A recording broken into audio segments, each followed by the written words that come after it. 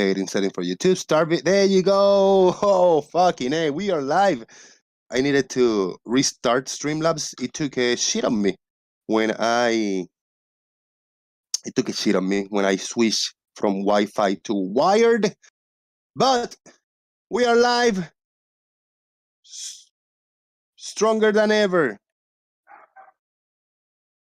Now we need to reshare the show on Discord. Thank you very much for your patience. We are joined by a bunch of people here on Discord. Six Spider, Brad the Science Bro, Chike, and Mr. Sticky Fingers. All right, you want to say your hellos and what's up to the audience while I finish these settings over here? Boom.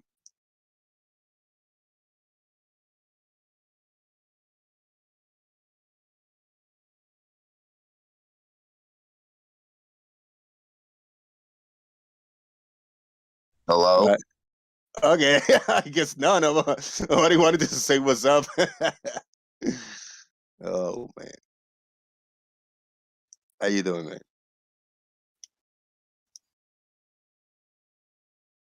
Everybody needs to go back and click the thumbs up, share the show. Please, please. Do that, and we'll be happy again.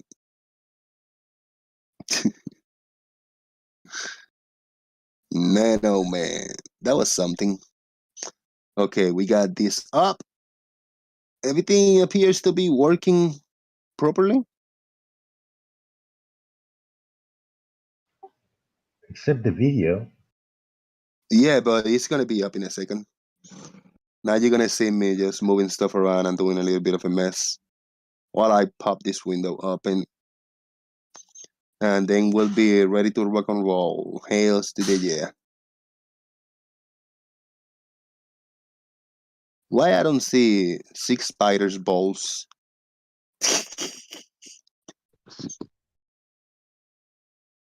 I have my monitors, both my monitors and my mic stand attached to my desk. But I don't like this desk. I've got another one, so I have to switch everything today. Take all the off. It's a hassle. But it'll give me more room to work on a desk. The one I have is one of those that has a top drawer and then a place for your feet, and then to the left it has 3 drawers. Right. The one I'm switching to doesn't have any drawers at all, so I can move. I can sit anywhere in under it. So, anyway, just a little small talk. It's good, good. Yeah, happy you're feeling more comfortable on doing videos and stuff on your computer. Yeah, I get a little introverted sometimes and start. Yeah. Yeah, you don't like it a lot. I mean, you prefer doing. Oh wait, you still hear me, right? Oh yeah. Yeah, you prefer using your phone. Well, it's more convenient. Right. It's just more convenient. But when I get it set up, I like using the computer better. The quality, more control. Right. But for doing like a quick debunk or something, yeah.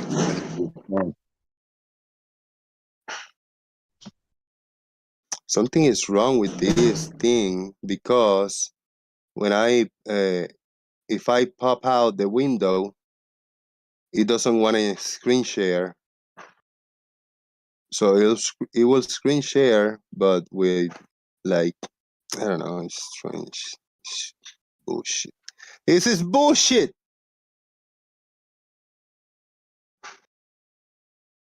Oh, wait a minute. Oh yeah, that's right here. I'm confused. Why am I looking to the other side? Okay, my camera is on. I got the frog, so I'm showing you that I am real and we are doing this in real time.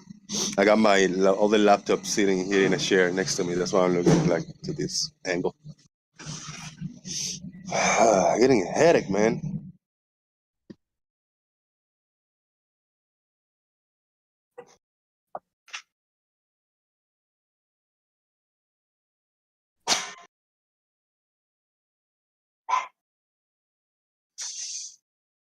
I need to figure out why. Oh, why I cannot just pop this window out and watch the stream. I just cannot figure it out. Super strange. Well, my phone's not letting me mute myself for some reason. It's Anybody weird. know in the audience? Yeah, is Discord having some kind of issue, or is it me? Is it my thing over here? Nah, it's it's on my end, the computer. I don't know, motherfucker. No, I'm like trying to do something and it's giving me the option to wait or close down Discord. So something's wrong. Maybe on my end too. I start my stream try now because that happened last week.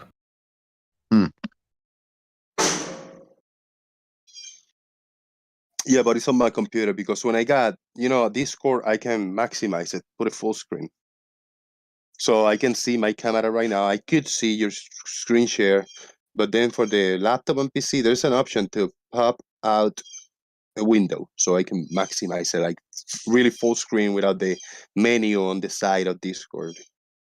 And when I do this, it's just stop working, the cameras and the screen shares on it. Anybody want to try screen share just to test? If you, I see Alkay, Blue, over here, Brad, anybody, Chike. Can you hear me, Jose? Now I hear you. Yes. Yeah, it's not. I just tried shutting Discord down on my phone and it won't shut down. And now it won't open back up. So something's wrong with mine. I'm going to have to restart my phone, I think. Yeah. Yeah, that ain't working out. Yeah, cannot see the screen share. But if I close this, I can see the screen share in a different way. Fucking A. I don't like it. I don't even. What is this? Why am I in the Flat Earth debate science versus whatever Nathan Oakley? Oh, because when I created my new channel, I created this new account. I mean, in this flip-flop account, this is the only account that I wasn't blocked. I was able to join. I never been back, but I am part of them on the server. Maybe one day I'll join too. Just fuck with them. Well, this is screen share going anyway. It works. See my camera there? It works. I need a haircut. I need a shave. I look like shit. I was gonna do that yesterday, and when I got my clippers out after the show, I got a little mirror, the clippers. I said, all right, ready to start just clipping it all, just cutting all my hair and just getting rid of my beard. And my sister pulled up with my nieces and she brought me a few goodies and another little cake, and it was good times. I spent a good few hours with her. That was good visit. So it was worth it.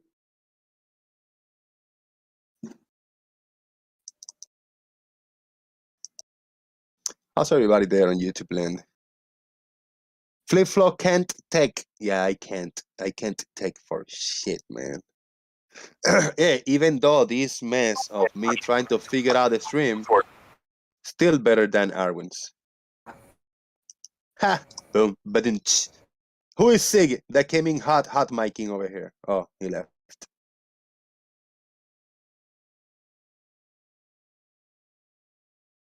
Big Blue, did you do a new upload, or was that yesterday stream? Right? How is being received? No, that was yesterday's stream. It's done pretty good. I don't know. It's got 1.2K views or something like that. That's not bad, yeah. I guess that's the not comment bad. section. I had 109. Comment section's been pretty lively. I had 109 peak, I guess, viewers while the stream was going on. That's not too bad. Yeah, it's not too bad for early. Yeah, early at that time, and not usual for you to do live streams, lately. So yeah, that's good.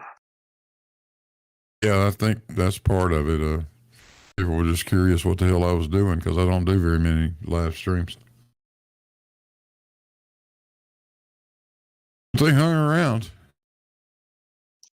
Sometimes and you told me, I think this once, it takes a long time to produce a video, put it together, clip it, edit it, the intros, the outros, the, kind of scripted so it's like appealing and good punchlines and jokes. It takes time to do those. But if you want to kind of analyze something, just break down some kind of interaction in the Discord or something, sometimes it's just good to let me go live, maybe invite a few people or just myself, share the screen, play a little bit of the clip, and then pause it like, do you hear that? And engage in real time. Yeah, you're going to make a few mistakes. Yeah, you're going to maybe stutter a little bit and like, what the hell? And sometimes we'll be just laughing without any comments, like no comments, But that's kind of the fun part of it. Is two different animals it's two different animals. You can take the different approach, take a shitload of time and few days or like a full day to do a 15-minute clip, or you can you spend 2 or 3 hours on doing it live in real time. So it's kind of a hard choice to do, right? What do you think? Yeah, it's hard to do an actual debunk video in less than a full day. I have done it before, but generally those things will take a couple of days of my time, off and on. Yeah, it just is that it's kind of time consuming. But the live streams, if you're going to be prepared for one, that takes just about as much work, honestly. Yeah, that's true. I kind of wing him. I wing it. Like right now today, I wasn't prepared because I was until the last minute, like 15 minutes before I went live. I was working with this other laptop trying to figure out, I said, like, am I gonna even attempt to try to stream via it? Because I might just lose the stream, like it kind of happened. But it is what it is. I like taking this approach. It's very raw and natural. It's nothing prepare scripted, none of that shit. So it's okay. It's like this family corner bar, like everybody enjoy to go, Yeah.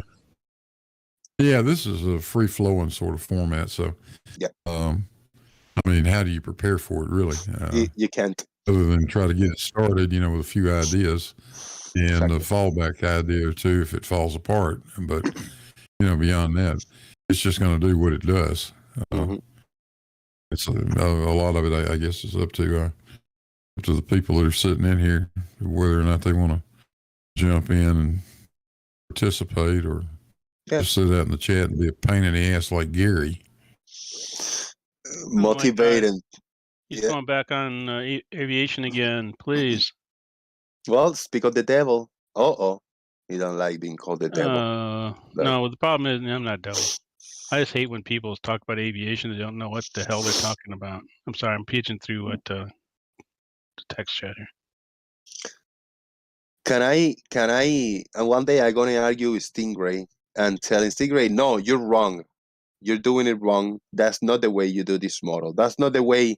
You shouldn't move this graph this way. You shouldn't add this graph. That's not the way you do this graph. And you should use a different type of of presentation and model. You're wrong. Like everything that he does is wrong. I have no fucking idea how to do any of it. Not even the most simple graph or model. But I'm gonna tell him he's wrong in every single thing he does. That's the way I feel when a person like Gary tried to tell a pilot he's wrong. Tell him not to delete the first cube. Excuse the results. Right. Oh, hey, but what I said was about the Coriolis. I've been saying for a long time, they can't show any measurement for it from any instrument on their plane. And I'm correct. Blue even said so yesterday on his own show. He didn't say I was correct, but he just said the same thing I should have been saying. Do you understand scale? This is the big problem with Flurfs. They don't understand scale. What's scale got to do with adjusting for Coriolis that you can't show a measurement for? Because it's what does scale have to do with that? Because it's very, Can't very show small. it because it's just not there. Because it's very, It's very that simple. small. It's pretend. Jesus, Because Gary, that Coriolis asked is him a there. question and then wouldn't let him Very speak. Shut up for a small. second. That was Jesus quick. That Christ. escalated quick. Yeah, but what I was trying to get to in the text chat was the Eötvös effect, which is related to the Coriolis effect. East-west travel has a measurable weight difference, which, if the airplane's avionics are sensitive enough, will actually show up in the instruments. That is something that you can measure the effect of.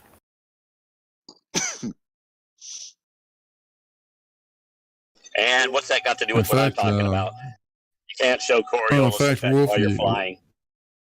In fact, can hold- Wolfie actually did, and in fact, Wolfie actually does show it on one of his videos. He's got an aircraft with $1 billion equipment in that cockpit. It can show him 1/10 of a degree bank angle, and that's the kind of thing you expect with Coriolis. It's not Wolfie something cannot show you know, any hand flying measurement from airplane. his flight panel.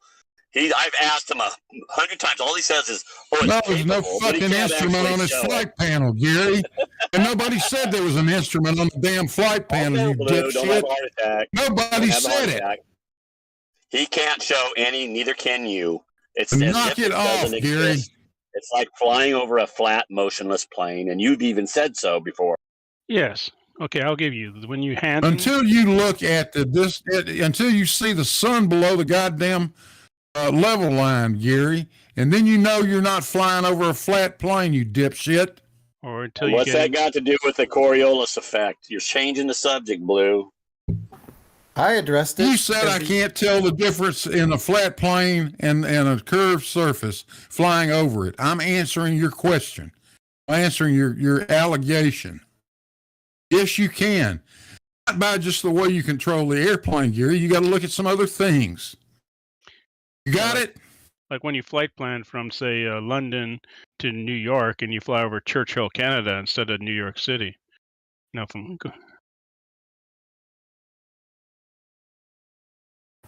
Right, and I was addressing the Coriolis effect with a related effect called the Eötvös effect, which doesn't make any sense on a stationary Earth. Of course, you ignored that bit.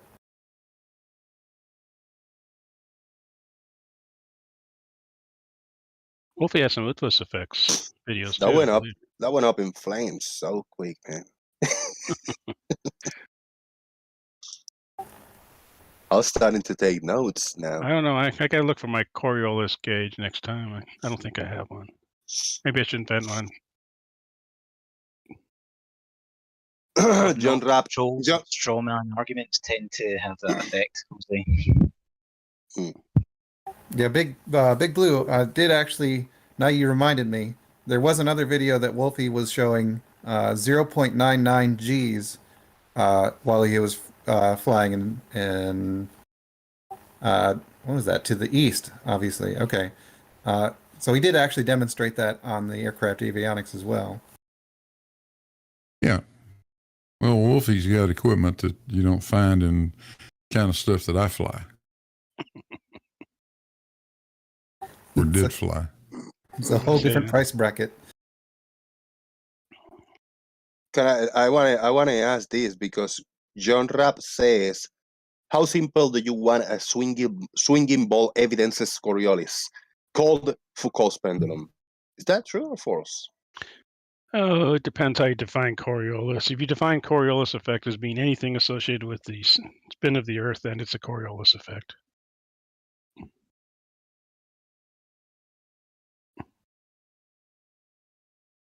Hey, can anybody Months- help me steering my pickup because I'm going south, but I'm about to turn and go west? How do I have to adjust that for the Coriolis?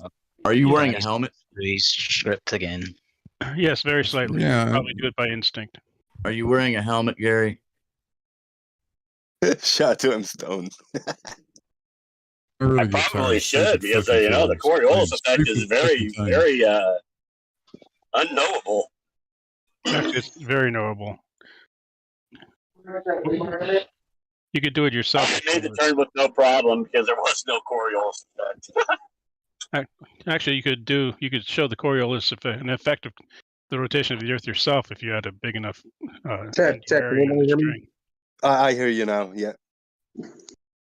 Well, I know Bob likes to steer his car for quarters. So Hey, Gary. Blue agrees with Bob. He just This wants to why say Banga? so. Well, this is why Banga can. Yeah, okay. I'm sorry. I didn't realize I was talking to Wybanga. I'm sorry. Go ahead. Let's give you the Earth's life a chance over here. Go ahead, man. Why is there a such thing as Coriolis, Gary? There is no Coriolis. But why is it even a thing? Like, why do we even talk about it at all?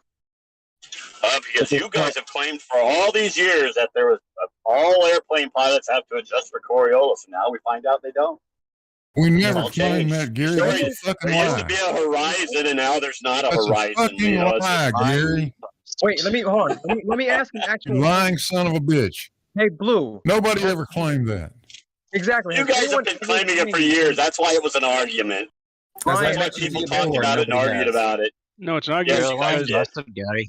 It's No, not I'm yours. not lying about that. You're lying Blue, like fuck.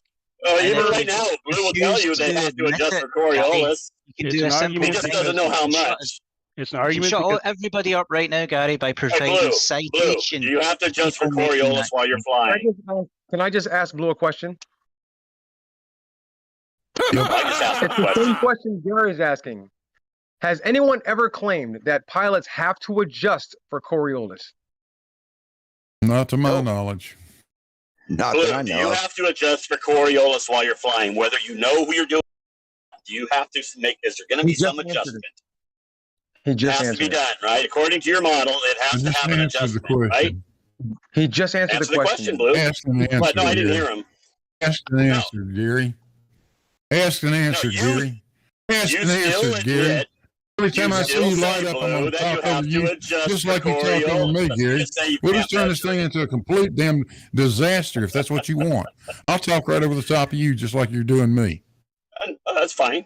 I don't mind. Gary can't have people say anything. He has to talk over him because he knows what he says is Well, bullshit. because Blue still And, will he has say to that you interrupt have to your adjust for it. He answers just says you can't measure because it. he knows But he that still the says you have to answers adjust for will it. Matter of debunk him skill, and prove Gary. him to be a lying son of a That's what bitch. he's going to do. He said you didn't. He just said you don't have to adjust for it, Gary. Interestingly, Listen. though, No, one of He the main, doesn't say that if you listen to him. He just says it's not measurable. You can't really show it.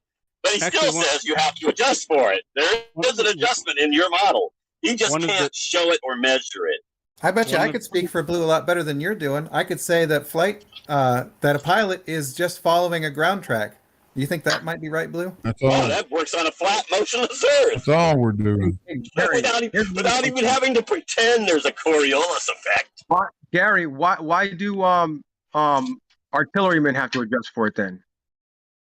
They don't. Nobody does. Absolutely They adjust for wind. They have Absolutely wind do. and distance. Oh, Nobody yeah, they actually do. adjusts for Coriolis Why is effect. it in the Well, if manual they do, then? then Blue should be able to show the difference in his flight plan, but he can't. So sad. Gary, why is it? So Why do they have to pathetic. adjust? Did you watch it? Why do- Hey, did you watch that? Did you watch the global sniper video I posted in the chat? So, Hey Gary, why do did they you have to watch adjust the for it? video on the sniper that Pretty actually funny. Wow. told you about Coriolis? Global sniper. Nobody snipes with I Coriolis. think so. Hey, I know, Gary, how I know many? lots of guys who do hunting and they shoot Oh from my long God, distance. Gary, Nobody's you ever thought about it at all. Hey, Gary, how many It's all snipers have you? imaginary. Hey, Gary, shut up Just for a like the- second. Hey, Gary, shut up for a What second. How branch of many the military were snipers? you in, Gary? How many Okay, I'm snipers? quiet. You didn't have to tell me twice. I shut up. Hey, Gary. Uh, Hey, Gary, Gary, how many? what? I'll do it. fingers. Excuse me, Earth is Life. All right, guys. How many snipers have you actually lived with, worked with, eaten with, partied with? How many snipers, Gary? How many snipers have you actually talked to? I have a in the nephew military? that actually did some sniping in the Marines when he did some sniping, and he had friends who were snipers. They don't adjust for Coriolis effect. Yeah, It's they when do. you pretend that Absolutely it's just do. like Blue was talking about. You pretend it Ballistic exists. charts. You can't show a measurement Ballistic for it. You calculators can't that show it actually use does it adjust for because it's lost in the Coriolis, wind. and they It's adjust for lost in the temperature. crosswind. You can keep talking over me all you Can you want. show me where their measurements adjust for the Every- difference between wind and the A Coriolis? long-distance sniper uses calculates for Coriolis and curvature. Just like Blue can't. Okay. All right, I got two comments. Fucking moron, Gary. I've been waiting to read two comments over here for the past few minutes. It's a quick one. It's two quick comments.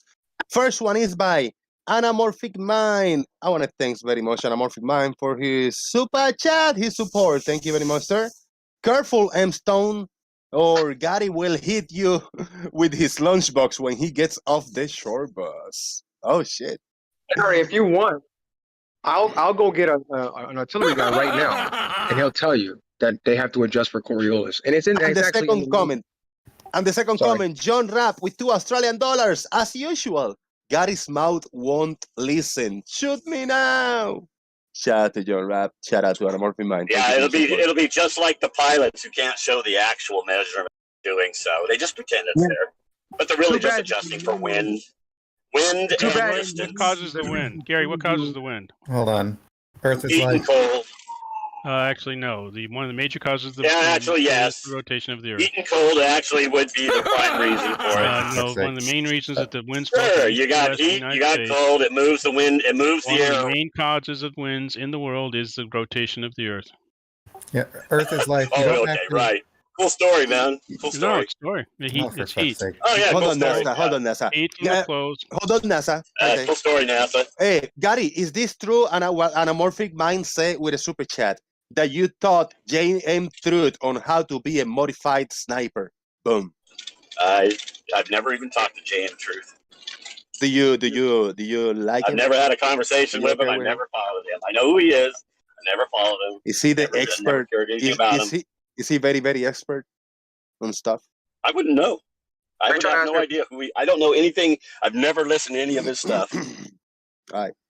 I Earth might is have like listened to part of one, and then I just couldn't understand what he was. By the Go way, everyone, ahead. be sure to vote for Gary for top left. I think he deserves it. We need good. Absolutely. No, that's fine. I don't mind that at all. Oh, Doesn't mean anything comes from guys who believe you got to steer for Coriolis. Doofus, I'm trying, man. yeah, I know. All right, Earth is Life. You don't have to go run and get anybody who's a field artillery guy. I was a 13 Delta myself. So Father I was do- my father was a There you field go. artillery officer, air defense artillery, and Yeah. he definitely Okay, now uses tell me their measurements. the How they Earth. measured it, They use calculators, Gary. They used a firing solution and how did calculator. the calculator? What was in the equations in the You let me calculator fucking that finish, showed that they were you adjusting for motherfucker. Coriolis? Shut the fuck up! God damn it, man! You Hey, won't calm let down, you're gonna anybody have a heart fucking attack. talk, you asshole! Calm down. You're gonna have a heart attack. Oh, shut up! Shut up Gary, with that. the Oh, point you're is- triggered bullshit. My father's Hey, you need to go wash your calculators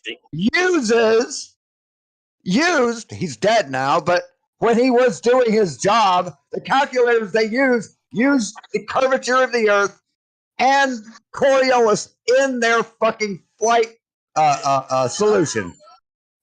You don't know anything. Cool story, Gary. Sean. You can't show any of it. You know it. Yeah, We've shown you. You can't Gary, show we've that there shown you was the any manual. specific We have measurement in shown any you- kind of sniping they have shown did you- or we have artillery they shown did. you- We That have was an shown you. adjustment for We have Coriolis shown effect. you. can't We have show it. shown you. Just We like have Just shown like you. Blue can't We show have adjustments shown for you. Coriolis. We have shown you the manuals that say that you have to take the curvature of the Earth and the spin of the Earth into account. If those manuals are wrong, we miss what we're firing at. And we don't miss. Because it will be lost in the adjustment for wind, right? Right, God, Sean? you're a dumb motherfucker. You won't know the You are difference. a dumb motherfucker. Yeah, there's God, Just like an Blue with adjustment. his crosswinds. Prove me wrong. I prove you wrong. So are Oh, the- yeah, so you're You're Gary- too just wrong. You kidding. can't. Fuck off. It's a Are cool the story. manuals It's incorrect? a fun watch. You're a dumb Gary, are the Calm motherfucker. down now, okay? I'm Are gonna the mute for a manuals while. incorrect, Gary? Are the manuals incorrect? Are the manuals lying? Yeah, the manuals would be wrong because they can't actually show a measurement. They okay, can just so make up a number like Blue can. Blue can give you a measurement, a mathematical equation that he says talks about Coriolis, but he can't actually show it in any flight instrument. You can't show it. Oh, you're It's not only measurable defending- as a difference between the crosswinds that he says, right? So you're That's what only he says for defending his the Coriolis effect while manual flying. It's the same thing with the sniper Did thing. you, They can pretend it's there, but they can't All right, actually I'll wait show till- it's I'll doing wait till you're anything. done. That they're I'll actually wait till- making an adjustment for Coriolis effect Everyone's when they're just shooting. pretending. I'll wait till you're done. Are you done, Gary? yeah, Go he's ahead. done for a second because I've got him muted. God. Did you hear me tell you, Gary, that if you look at Wolfie 6020's channel, you'll find a video where he actually shows his airplane banked at about 1/10 of a degree. It's in response to Coriolis, Gary. But if you look at at my live stream right now, you'll see something else that we do have to correct for. These are called winds aloft, Gary. That's winds at 12,000 feet. You see that circular pattern down there in the lower left? That is a result of a low pressure system that's somewhere right about in the middle where you see all those little arrows circling around. That's Coriolis. And yes, we fucking do correct for it.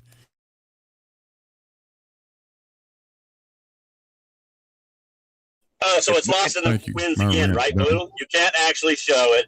You have to mute me to get in, and that's because that's what you do. I guess I just have to accept that. Because you won't shut the fuck up. But We've you shown can't you, show Gary. any. All you showed was We've shown winds. you, You Gary. didn't show any We Coriolis. have shown It was you, winds. Gary. We've shown you. was the Coriolis. Gary, You Gary, ignore I it. told you to go on Wolfie 6020's channel. And one of his videos, he actually does show the airplane correcting for it.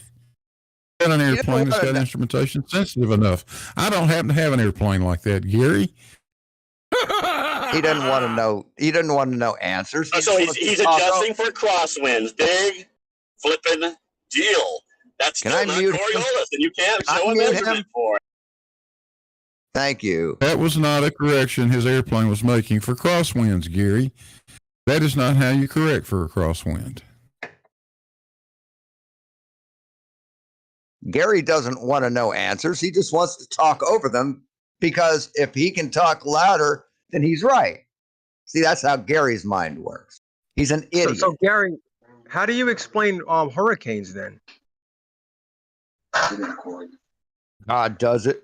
Hey, if you guys are gonna keep muting me, then I can't finish an answer. Then screw you guys. Well, you finish your answer. All he's doing was adjusting for wind. There's no adjustment for Coriolis. That's not at all true, Gary. You're just Sure it lying is, through Blue. your You teeth know as it. usual. Well, then give me the It's measurement not, for the Gary. actual You're a Coriolis. lying son of a bitch, Give Gary. me the You understand me? measurement for the You're a exact liar. Coriolis. You Gary, can't. why are you asking You're a for the liar, measurement? Gary. What are you You going to do can't. with the I'm right. measurement, Gary? It's Gary, what are silly you gonna that do you with even the measurement? argue your point.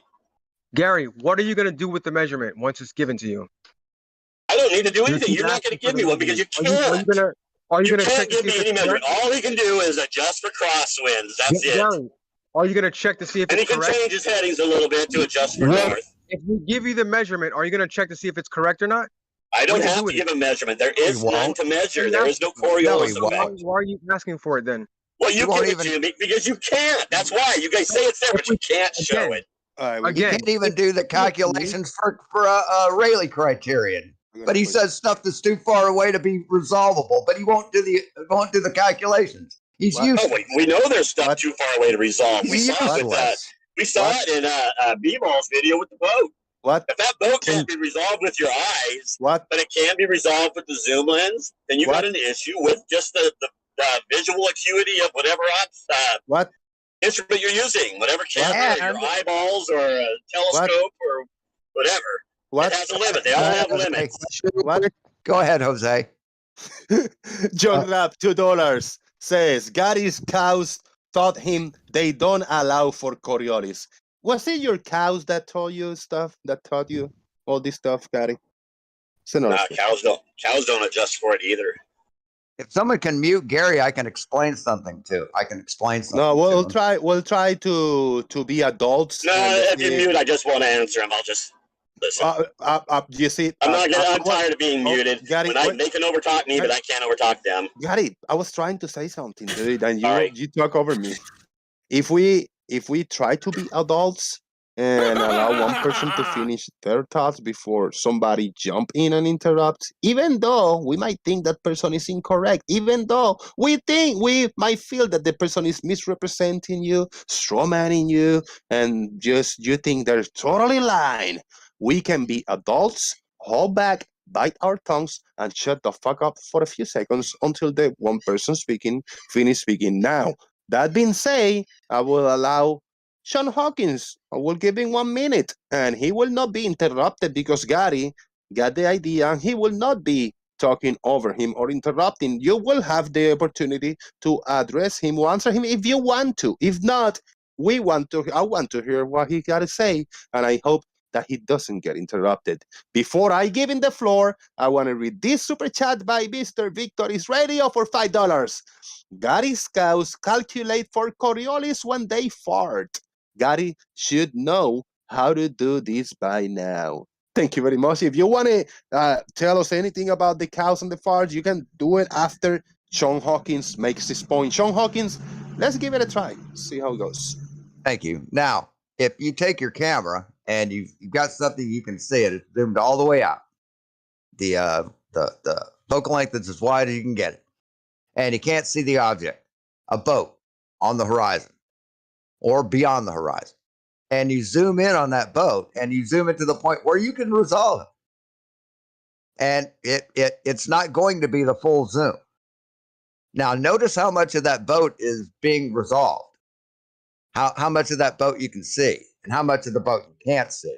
Now, zoom in more and you'll notice that the more you zoom in, you will not see any more of that boat than you could at the zoom point that you could see it initially. Now, this is telling us that that boat, what's missing in that boat is not resolvable due to something blocking it, not the Rayleigh criterion. Rayleigh criterion, you admitted yourself, Gary, that the Rayleigh criterion acts on all objects equally. Now, if you can't resolve something and further not resolve it, the more you zoom in, that means that it's being blocked. It's not being unresolved due to Rayleigh criterion. I'm done. Okay. So before you zoomed in, you couldn't see the boat, right? Why not? Right. Why not? Because it was unresolvable, Gary. I just said that. Why? Because of Rayleigh criterion. There you go. Thank you. My argument's over. And when you zoom in closer, and when you zoom into that thing and you can see it, part of that is part of it is resolvable. The other, you can't see it at all. And you zoom in more, you can still see the same amount that you could see before, but you still can't see the same amount that's being hidden.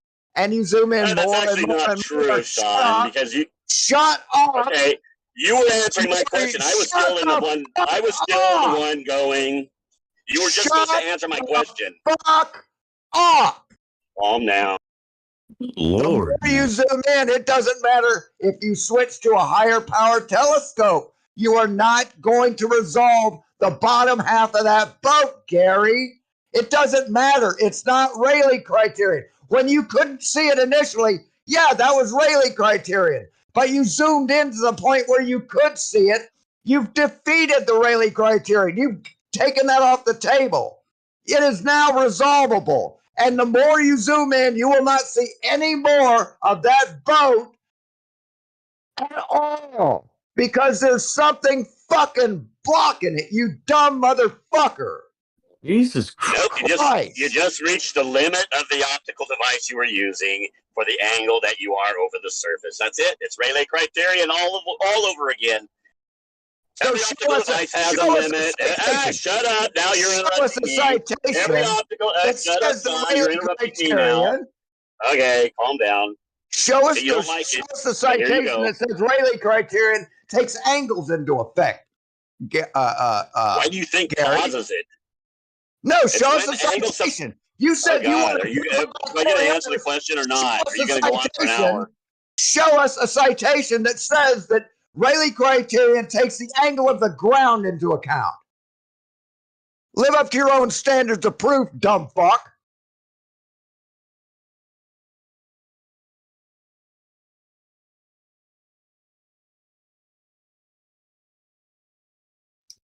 Wow.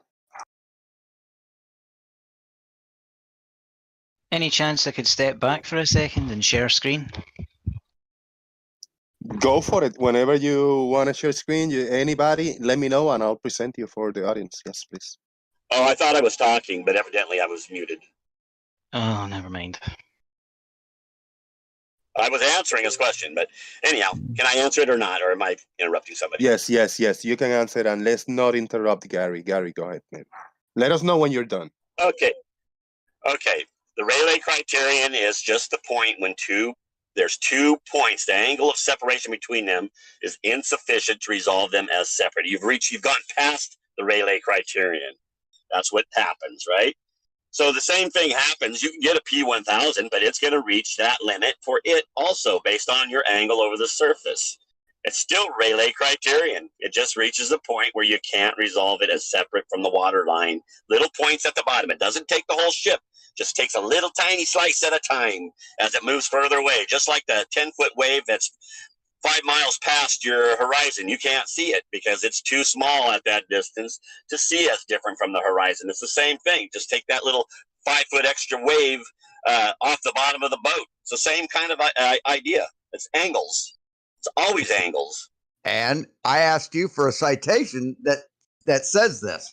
You can't present a citation that says that. This is I don't have to present one. It's what we see every day. Oh, so Blue has to present a citation. It has to present proof, solid proof of Coriolis. But you don't have to present shit, do you, Gary? I never asked Blue to present any citation of anything. Yes, you did. You said show. No, I just asked him to show. I asked him to show a measurement from an instrument, which he can't. Not a citation from some expert. That's proof. And you I don't told have you where to find it too, Gary.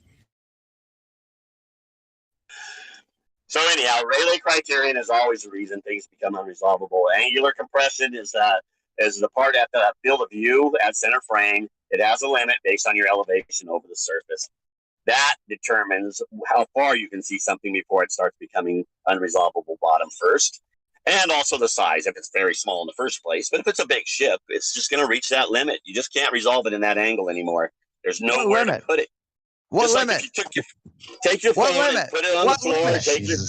Take your phone, put it on the floor, take your phone and lift it over your head, pointing the same direction both times, and see what happens to your field of view. It's still going to have a center frame, but the center frame, when you lift up your phone high, is going to have a much further distance to look into, way more depth in that distance compared to if you have it on the ground. And that's the same thing. It's just a limit. And that whole bottom half will be taken up. The bottom half of your field of view, if you lower it down the road, it's taken up by mostly road, just that's close by. You lift it up, it has a whole lot more stuff to see in that same field of view. It's the same thing. You got a field of view limit, and then you got angles of the object in that field of view appended to your eye that has limits. And when they reach the same point at center frame in the distance as they move away, they become unresolvable bottom first because the bottom touches the surface, but not the top. Gary, quick question. I'm done. Since you're so knowledgeable about the Rayleigh criterion, maybe you can answer this question. What's the angular resolution of the human eye during the day and the night? Who cares? What's that got to do with what I'm talking about? You're going to see less at night, obviously. You know so much about the Rayleigh criterion, you can answer this question. The Rayleigh criterion doesn't have anything to do with the dark. You sure? Yes, it's a limited angle. When the angular separation between 2 points becomes too narrow, too small, you can't resolve them. The Rayleigh criterion is a limit where you can still resolve. Once it goes past that limit, you cannot resolve those two as separate objects anymore. Same thing with a little tiny slice at the bottom of the boat. It becomes too small. It's touching the surface. You got two things in your field of view that are touching, and you can't resolve that ship because it's further than the point of the horizon. What's the angular resolution of the human eye, Gary? Who cares? Okay, so you don't know much about the Rayleigh criterion. You just kind of use it. I know that. Did I describe it accurately or not? I don't know. You haven't told us. You know what the Rayleigh criterion is. You got 2 points of light. You got 2 points of light. The Rayleigh criterion is the limit where you can still resolve two. Once it goes past that limit, you can't resolve unless two. It depends. Same with the bottom of the boat and the surface at the horizon. The 2 points touch. That's what it depends on, Gary. Nope. How do you calculate the Rayleigh criterion? You're going to quote. I don't need to calculate it. It's not. Your eyes don't use math equations when they're doing. When you're looking. Gary. You're telling me that something exists and you can't tell me how to calculate it? You don't have a way to measure it, Gary? Is that what you're saying? You don't have an instrument of your own that you can measure the Rayleigh criterion with, Gary? Is that the problem? What's the deal here? Are you done, Blue? You're quoting the Rayleigh criterion, but you can't tell me how you measure it. I don't need to measure it. I pointed out what Well, then causes stop it. talking about and it. that's If all you I don't know need how to to measure do. it, And you then you actually can't see show us the how to effects. measure it, Gary. It doesn't You exist actually as far as I'm see concerned. the effects, It's just Blue. made up bullshit on your part. You don't know how to measure it. You don't have an instrument that measures it. If you can't show it to us, then stop talking about it. Now we know there's angles, right, Blue? You have a line of sight. There's angles, right? In your Tell me line of what sight, the tell me how to you calculate the literally Rayleigh have millions criterion of and angles show from me an various instrument points that I in can your use to field of measure it, view. Gary. No, you don't need Show to me measure it an to show its instrument that effects. you have that you I can, can show it. you I can can use actually show to its measure the effects Rayleigh in the criterion video, with, which I've Gary, done. please. I don't have a Coriolis meter. Do you have a Rayleigh criterion meter, Gary?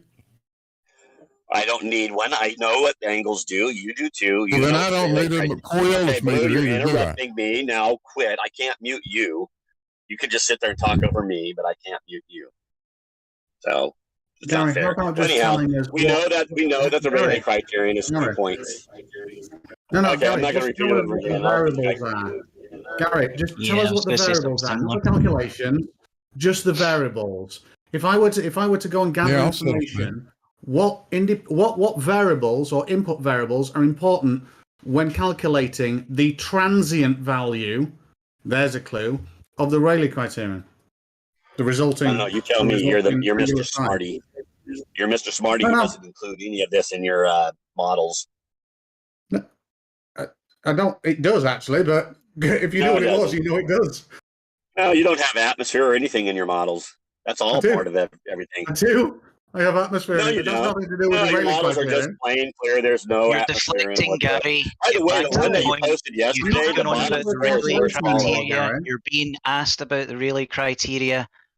If you just admit that you don't have a fucking clue about the Rayleigh criteria or answer his question. Stop trying to deflect. The Rayleigh criteria is 2 points of light that don't have enough separation to resolve them as two. The Rayleigh criterion is the limit where you can still resolve them as two. You don't have a Past clue. that limit, He you asked you can't what the resolve variables them were. as separate items. That's what the Rayleigh criterion is. That's the Yeah. definition. I'm not. Rayleigh criteria is literally an equation, and it includes two No, very it's not an important equation. You've variables, given it an and equation. you don't know what they are.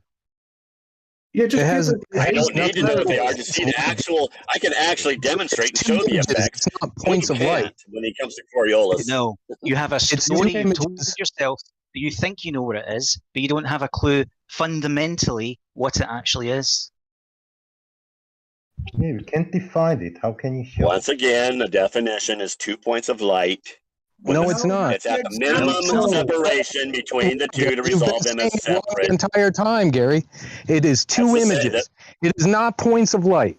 The light reflects off of Okay, if what. you look up the definition, it'll actually say points of light, but it is images. I finished before. just I've been letting you talk for a little while because you kept getting it wrong.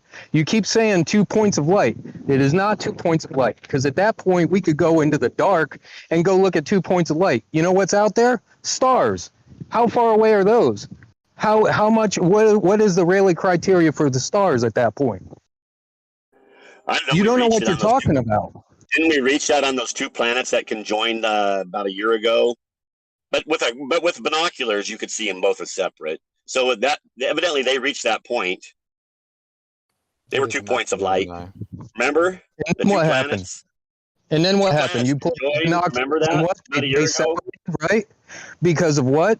The diameter of the lens that you were using. Because that's Right, what. but with your natural eye, yeah, it has a limit, just like your eye has a limit, though, Listen for a right? second. Listen for a second. The Rayleigh criterion is based on the diameter of the lens that you're using. You are 100% wrong in what you're trying to describe. No, my eye, your eye, when those two planets conjoin, your eyes reach the limit. The eyes passed the limit of the Rayleigh criterion, and you couldn't resolve them as separate. So you had to use something that had more magnification, right? So you Hey, could use binoculars. Why don't you listen Lens, right? somebody I that got knows it. what I'll they're come back talking to while my about? daughter's calling me.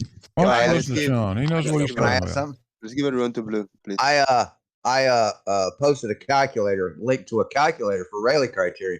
Nowhere on there does it mention any angles of the ground that something is on. It's got wavelength, aperture course not. diameter, and resolution. Wavelength is given in nanometers. Aperture diameter is given in millimeters, and resolution is given in degrees of field or degrees of resolution.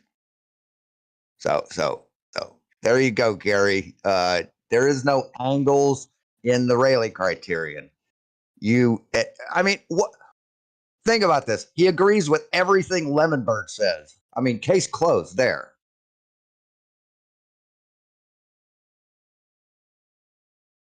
Well, while there's a break in the action, next time somebody says, show me the Coriolis effect, let me show you a quick and easy way to do that. I've got it up live on my screen right now. That's a weather chart from actually, it's from Alaska at the moment. It's current. And if you pay attention to this thing, you'll see a couple of, you actually see 3 low pressure centers, but you see 2 down in the lower center of that screen. Those 2 lows, pressures. Put the winds aloft chart back up for Alaska. Those are wind arrows, and the little tails on them represent, I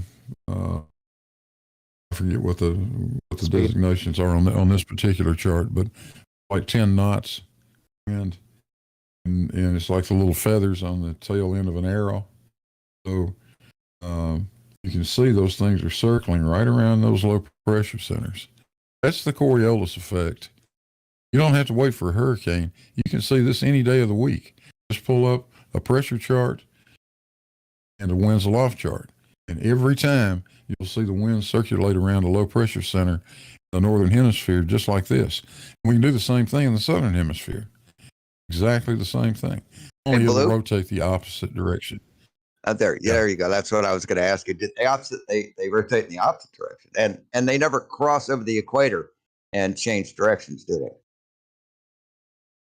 Yeah, you won't see the rotation around the. When you get around the equator, you can't really see any rotation. It's sort of like the Foucault pendulum, right? But when you get in the southern hemisphere, it goes clockwise. Here in the northern hemisphere, you see it go clockwise, like I'm showing. So that is the effect. Again, there's the low pressure centers. I don't know if you can see my cursor, but there are those 2 low pressure centers down there that are close together. And you look at the winds, and they're circulating right around those lows. See it all the time. I've seen this 100 times. It's an easy way to show Coriolis. Can I share something after you're done, Blue? Yeah. I want to welcome a new person that just joined the server, Alex Morales, and I want to say goodbye to a person that have just left the server, Alex Morales. Goodbye. Nice meeting you and nice hanging out with you for the full 5 minutes that you were in the server. You will never step on my house again. Bye. Thank you. I will share you to YouTube. You'll be up in 1 second. Yes, you're up. You okay? So this is Kestrel meters, and they're ballistics firing solutions, computers that you can buy, various models. You can see that the different categories they've got listed under here to explain to you how to use the unit, calibrate the compass, set latitude, gun profile, blah, blah, blah, blah, blah. And under vane mount use, continuous capture, under this note, you'll see here, if I can highlight it. Nope, it's not working well on casting. The Coriolis effect can cause either a vertical or horizontal shift in point of impact, or a combination of the two, depending on the direction of fire and the rotation of the Earth underneath the bullet while in flight. All done. Very good. Yeah, thank you. Okay. So when any flat earther says that there's no proof of that anywhere, the proof is us hitting the target. That's the proof. If you don't hit the target, then those calculations have put your bullet off. I mean, you just need to go look for the information, and it's there. One of the pieces of information I've shared on Jose's in the past is a Royal Navy publication discussing the development of software for firing solutions back in the 80s, and it listed all of the things that affect a projectile, like temperature, pressure, humidity, etc. And Coriolis is in the list. That was done by Raquel Milgo in about 1986. Wasn't there a problem where they didn't recalculate for south of the equator and they were missing the target because they were calculating for Coriolis in the northern hemisphere, something like that? I think that's actually an old wives' tale. Yeah, I think so. that was based on a story around the Falkland Islands in World War One, about 1916, 17, somewhere around there. And it's not well documented, so we discard it. Shitty gunners excuses. I wanted to mention real quick. I think that's more like it. Just an last time excuse that made by Gary the was gunner. here. Oh, sorry. I wanted to mention real quick that last time because Gary was here, and I did happen to mention that I was field artillery and a 13 Delta, and the topic had changed before I could get a chance to get around to it. That FM6-40s tables H and I posted them here in the chat not too long ago, do include corrections for rotation. And so if he comes back in again with, well, we don't have any way of, verifying Coriolis effect, field artillery definitely does. And I definitely have experience calculating for Coriolis in order to make more accurate shots. I got to say, I miss having FM's field manuals and stuff when I was in the military. I mean, life would be so much better if everything we dealt with had a field manual. You know that?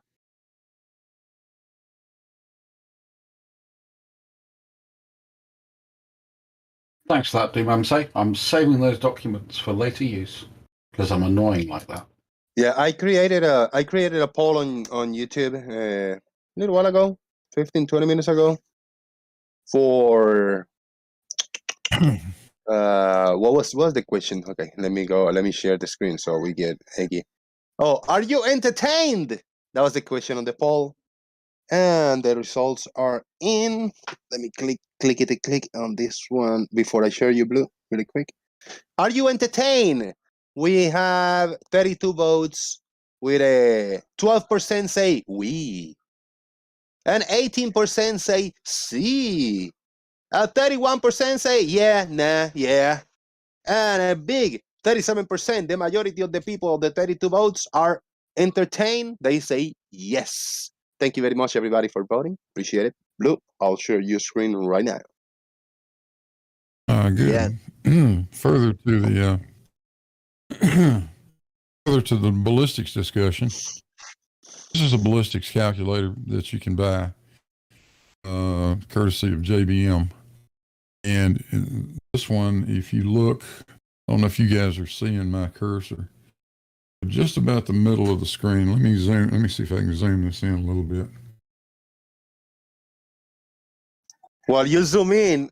What the hell is going on with the thumbs up and thumbs down on this one? We got 50 people watching with only 23 likes. Guys, this is a new stream. The first one, the testing, that was a faulty one. So if you make sure that you already click the like, if you are not sure, then click it 3 times.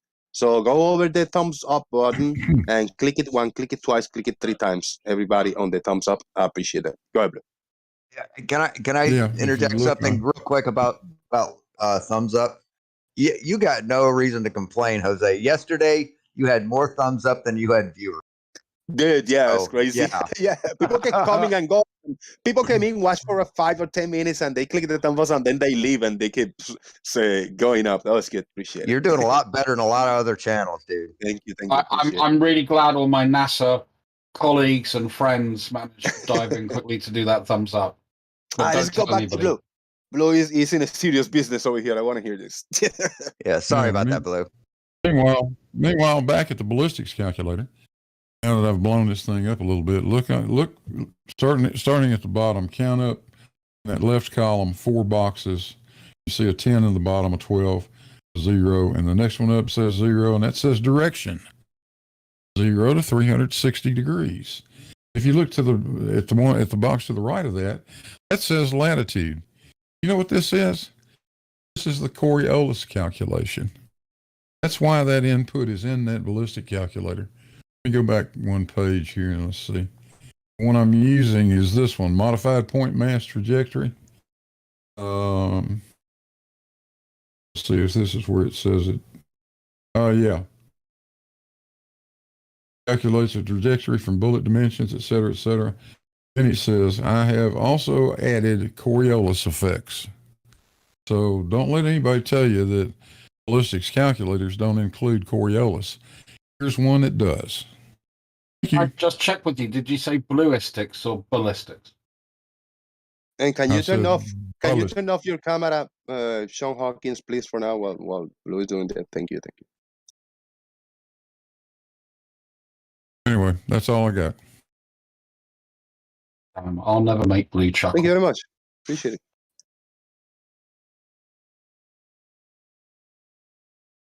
All of a sudden, there was silence and there was a normal conversation going on right here. Did Gary just leave because he was busy, I guess? Did he say, like, I'm out, I'm gone, like he usually say, or he just disappeared? Well, I think it's one of the ones that's a real problem because it's demonstrable in reality. And we know it is, and we know it's used on a regular basis. I've never shot beyond about 800 yards. So I've never really had to worry about it too much. And if I hit a target at 800 yards, I was just really, really freaking happy. Really freaking happy. But the fact when you're doing competition shooting and whether you're, an inch can make a difference between winning and coming, 9th or 10th in a competition, they really do care about it. And that's why they calculate for it. And especially if you're shooting about, beyond 1,000 yards. If I remember right, Alan Evans was a competition shooter himself and has been on here talking all about it. Yeah, I was just lucky enough to live in the US and plink in Nevada.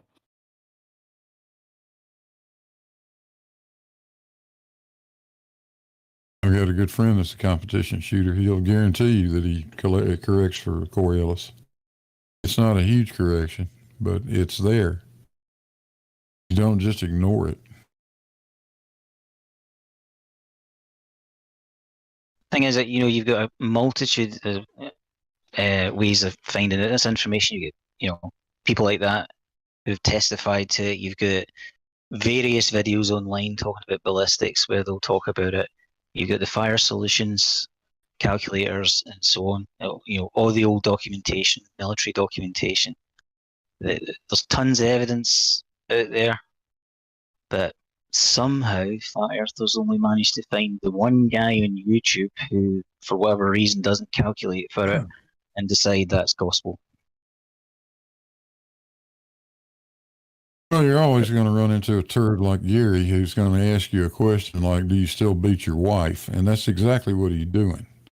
That's the game the guy likes to play. He's trying to get you to say, no, there is no Coriolis doesn't affect an airplane, so that he can then turn around and say, see, I told you so, there is no Coriolis. But if you say, well, it's there, but it's so small, we don't pay any attention to it, then he goes off down a different path. It's just the dishonest bullshit tactics used by people like Gary Wybinger. Yep, just trolling.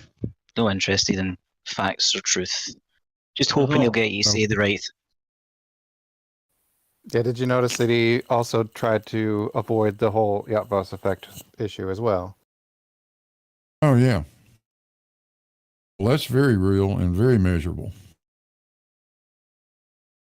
But I mean, to be honest, are you guys, I know the answer is no, because it's ridiculous. But you're not interested in exploring the Flat Earthers' beliefs more than just justifying what is demonstrable to someone that doesn't want to know. So, for instance, I found it more interesting when we started asking Gary, well, what does he mean when he says Rayleigh criterion?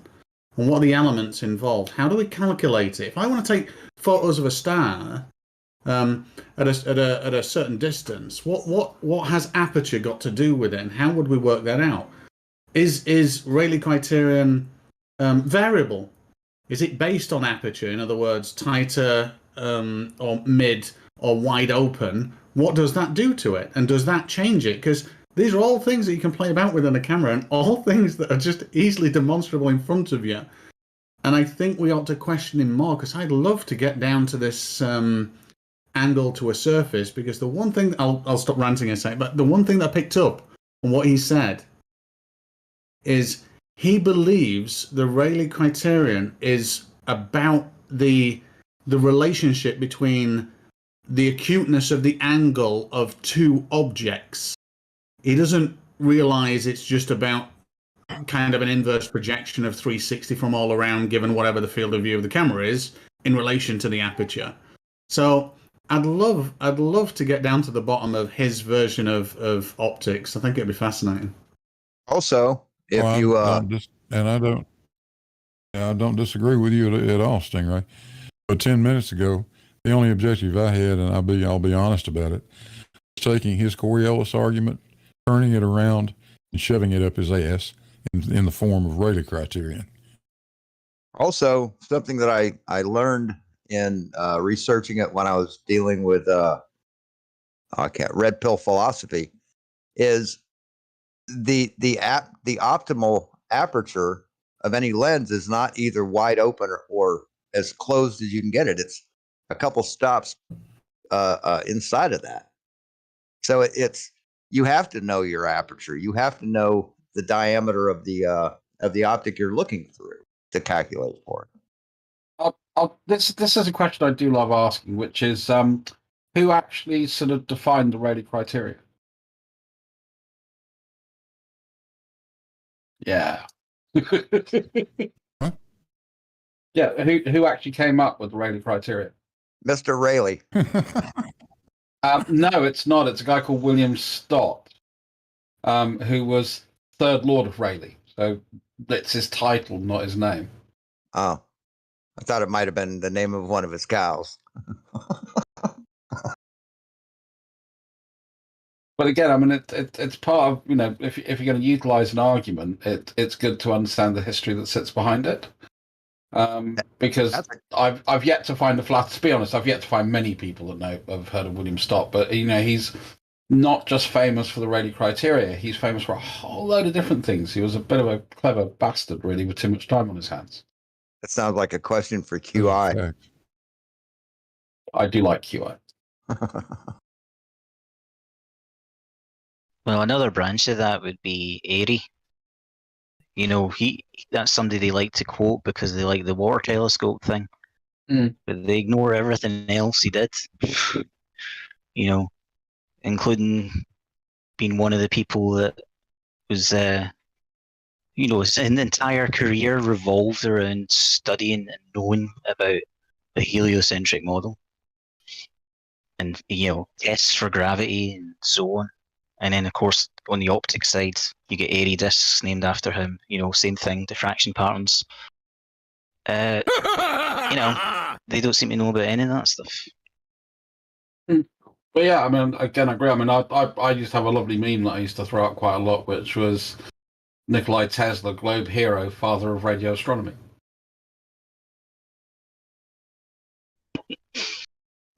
Oh man, that's a good quote.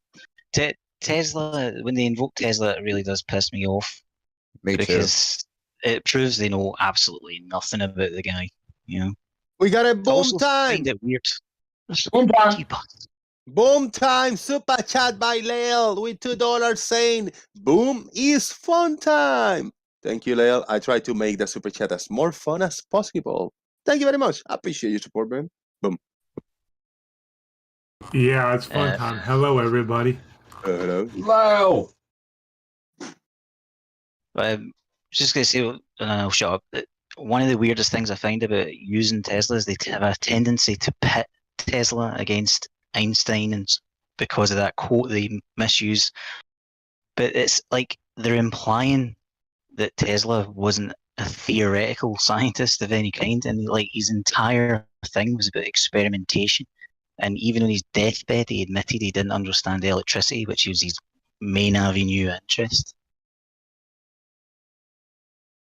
his presentation to the Royal Society was like, "Oh, I've tinkered with this and put this stuff together, and it does weird stuff." You know what I mean? Like he was all about kind of theoretical science and playing around with stuff and just trying to figure shit out just by seeing what stuff did. He intuited wasn't a all lot of stuff. aye.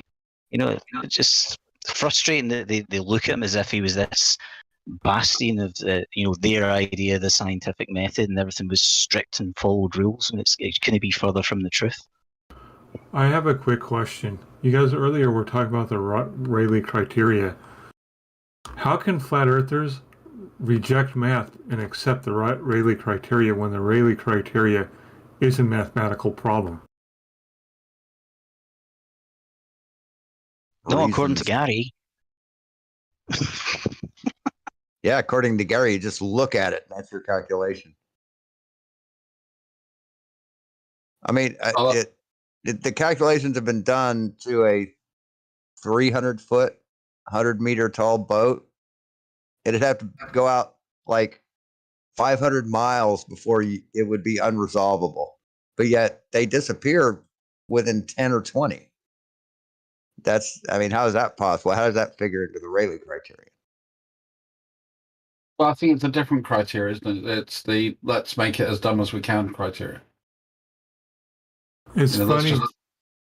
Oh, sorry. Go ahead. Flerf criterion.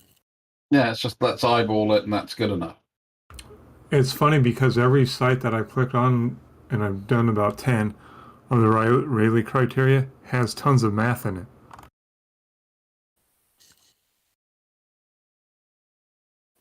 Make sure to pressure him on that contradiction once again, though.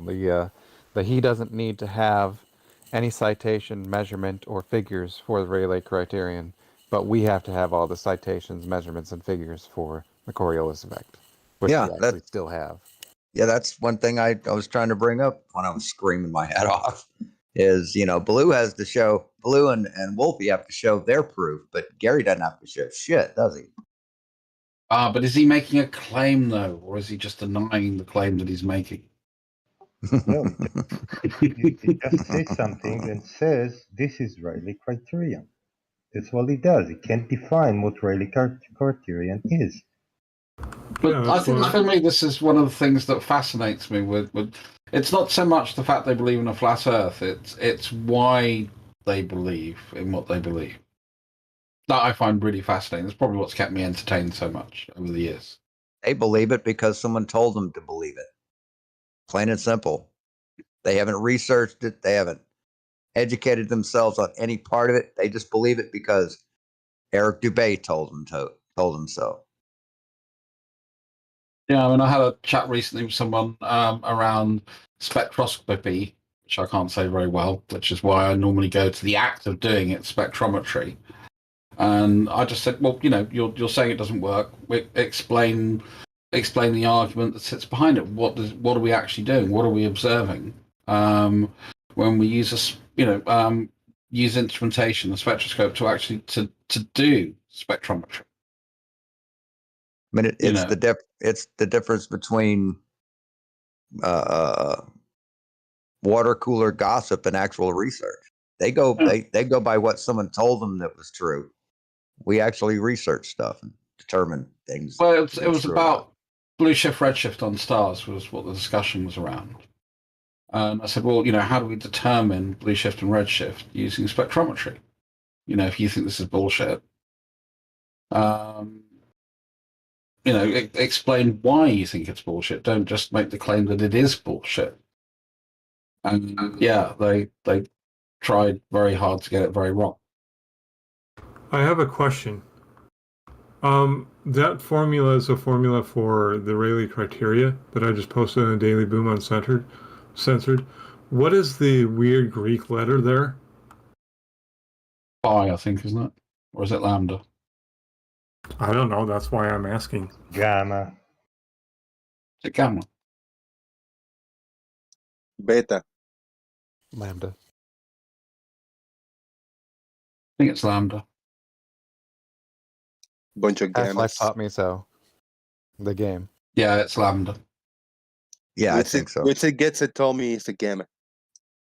I'm now going to look what phi is and why I thought that was phi. Oh yeah, phi is the Have circle. you of ever rules. Right played then. Half-Life? It's the other way, theta. I have played Half-Life, and yes, you're right. That symbol is there. You're now going to say there's a really obvious reason why I should know this, having played Half-Life, and probably never bothered to notice because I'm too interested in shooting monsters or bashing their brains in with a crowbar at the beginning. They tell you to go to the Lambda Labs. Of course they do. Whee! I gotta say a big thank you. Look at that. Snaps came through with a big $10 super chat. I think I saw it was your birthday. So happy birthday, Jose. One day late is not late. It's never too late. That was yesterday.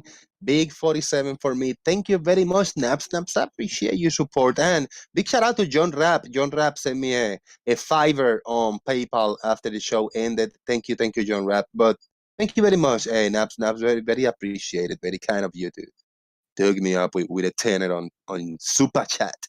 Boom. Funny, Witsit gets it, calls everybody gammas, but he's a delta. We rank above deltas. Gammas are one rank above deltas. So that kind of makes me laugh. So you're a gamma? According to him, I am, but he's a delta. So I'm genetically smarter.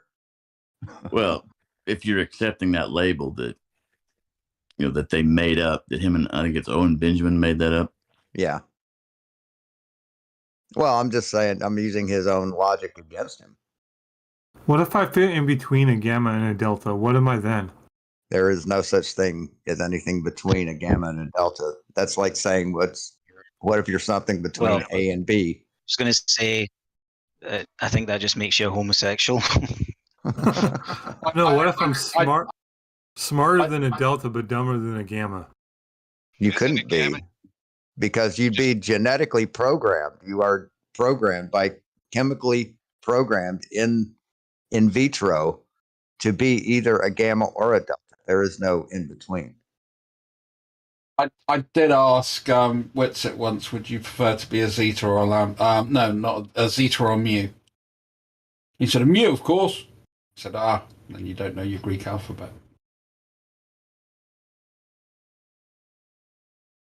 But it wasn't a surprise.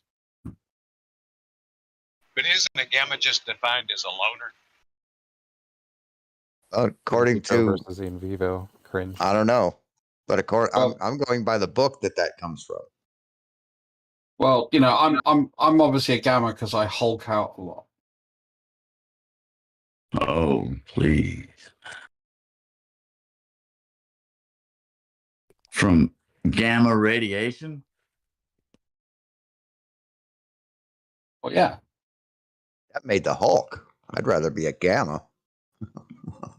Okay, I'd rather not use words that were made up by a cult leader. Hey, Stanley was not a cult leader. Owen Benjamin. Oh, sorry, misunderstood. Yeah, Owen Benjamin, a failed comedian who ruined his career, goes and finds the more gullible people. Oh, was he the comic guy that became a flat earther? Yes. Yeah, absolutely. Comedian. He's the. Yeah, he blocked me. He's got a first whole thing. grift. They purchased. He had all his followers pitch in and buy him for money for this Bertaria place, and he just ended up keeping it for himself. Bertaria? Is that part of Zetaria? Yeah. His group is called his cult is called Bears. They're called Bears. They call it. He's Big Bear. He's the biggest bear. He's like Owen's like 6'7" or 6'6", like that. Bears have another connotation. Yeah, that's unfortunate for them, isn't it? I pointed that out, and he blocked me right off. you didn't say that a bear is another name for a hairy homosexual. Yes, I did. Yeah. I absolutely did, and he blocked me for it. Almost everybody does. It's a horrible name for their little cult, but we know what it is. I mean, Wolf would be better. Wolftaria. Wolf Pack. I mean, yes, but he's Big Bear. You could pick any other. You could pick any No, man, other he's animal. Big Bear. I mean, his literal name is Big Bear, though, so you can't go too many other ways with it. And unfortunate. Gone with Chictaria. All right, It, are we, it, are it we really ready? is a cult. I don't know if you've ever looked into any of that, but he's got a cult running there, and those people are really just to the Are we, zoo with him there. are we ready for some evidence over here? I'm gonna switch my screen share. I'm already sharing, so if you want to join, you don't have to do anything. I just will change the window, and I got over here a video, a clip of Kimo asking a question. So let me know when you are watching my stream, guys. We all love Kimo. Can you wait while I just grab a bucket to throw up? No, it's gonna be only 4 seconds. It's a 4 Okay, seconds good. video. It's a question that he has, and if anybody can answer it, I'm gonna play it in 3, 2, 1. In their field. So if you can show a vacuum in a rocket, will be good. There you go. You guys heard that? Let me play one more time. So if you can show a vacuum in a rocket, will be good. How about? Would be good to go. What? A vacuum in a rocket? What? Well, That's almost as silly as Chris last night on MC Tunes saying, you know, when you go through tactical training, they teach you to stare at the moon to increase your night vision, and they teach you not to stare at the sun because that will decrease your night vision. He actually said that. He said crazier things, like when Tim had the Michelson Morley pulled up on page, and and Chris was complaining about, oh well, they had a rotating table, and Tim's like, well, what page? I have it pulled up right here. Yeah, I just wanted to know when the sun comes out at night for you to ruin your night vision by looking at it. That's all I wanted to know. Well, I think the thing with a vacuum in a rocket, I think, you know, it's got to be cleaned sometimes. So I'm guessing they use some sort of vacuum cleaner. Right. Now, I got 2 more. This clip. Let me see if this clip is what I think it is. Yeah, we got Mr. Thrive and Survive. He's going to answer me a question. In one of his streams, I asked him, Mr. Thrive and Survive, is responsible trolling okay? So let's see what he will answer. I'm going to play it in 3, 2, 1. Here we go. Jose, is responsible trolling okay? I don't know what you mean by is responsible You hear it. trolling. Oh, what happened? You didn't hear it? It's really, really low. Yeah, it I is. don't know what you mean by is responsible trolling. He doesn't know what I mean if responsible trolling. Who the hell are you, man? It's because that every question to a flat earther, if it doesn't agree with their bias, is trolling. Damn. Just asking them a question is trolling. No, I got this clip. I don't know how the audio it is. I hope it's loud enough.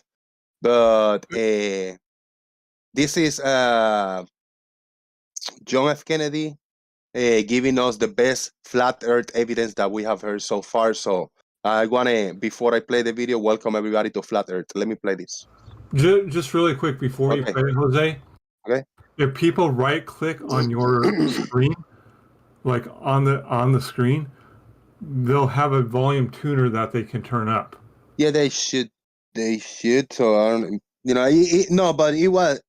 It was actually low. Yeah, it was actually a little lower than usual. So let's see how this one. If this one sounds a little better. Let's play this one. Here we go. Good tip. Battalion and all the rest, and gave them a fair chance and a fair opportunity. President Kennedy was born in Boston, Massachusetts, a place familiar to those he spoke to in Galway on the west coast of Ireland. Are you ready?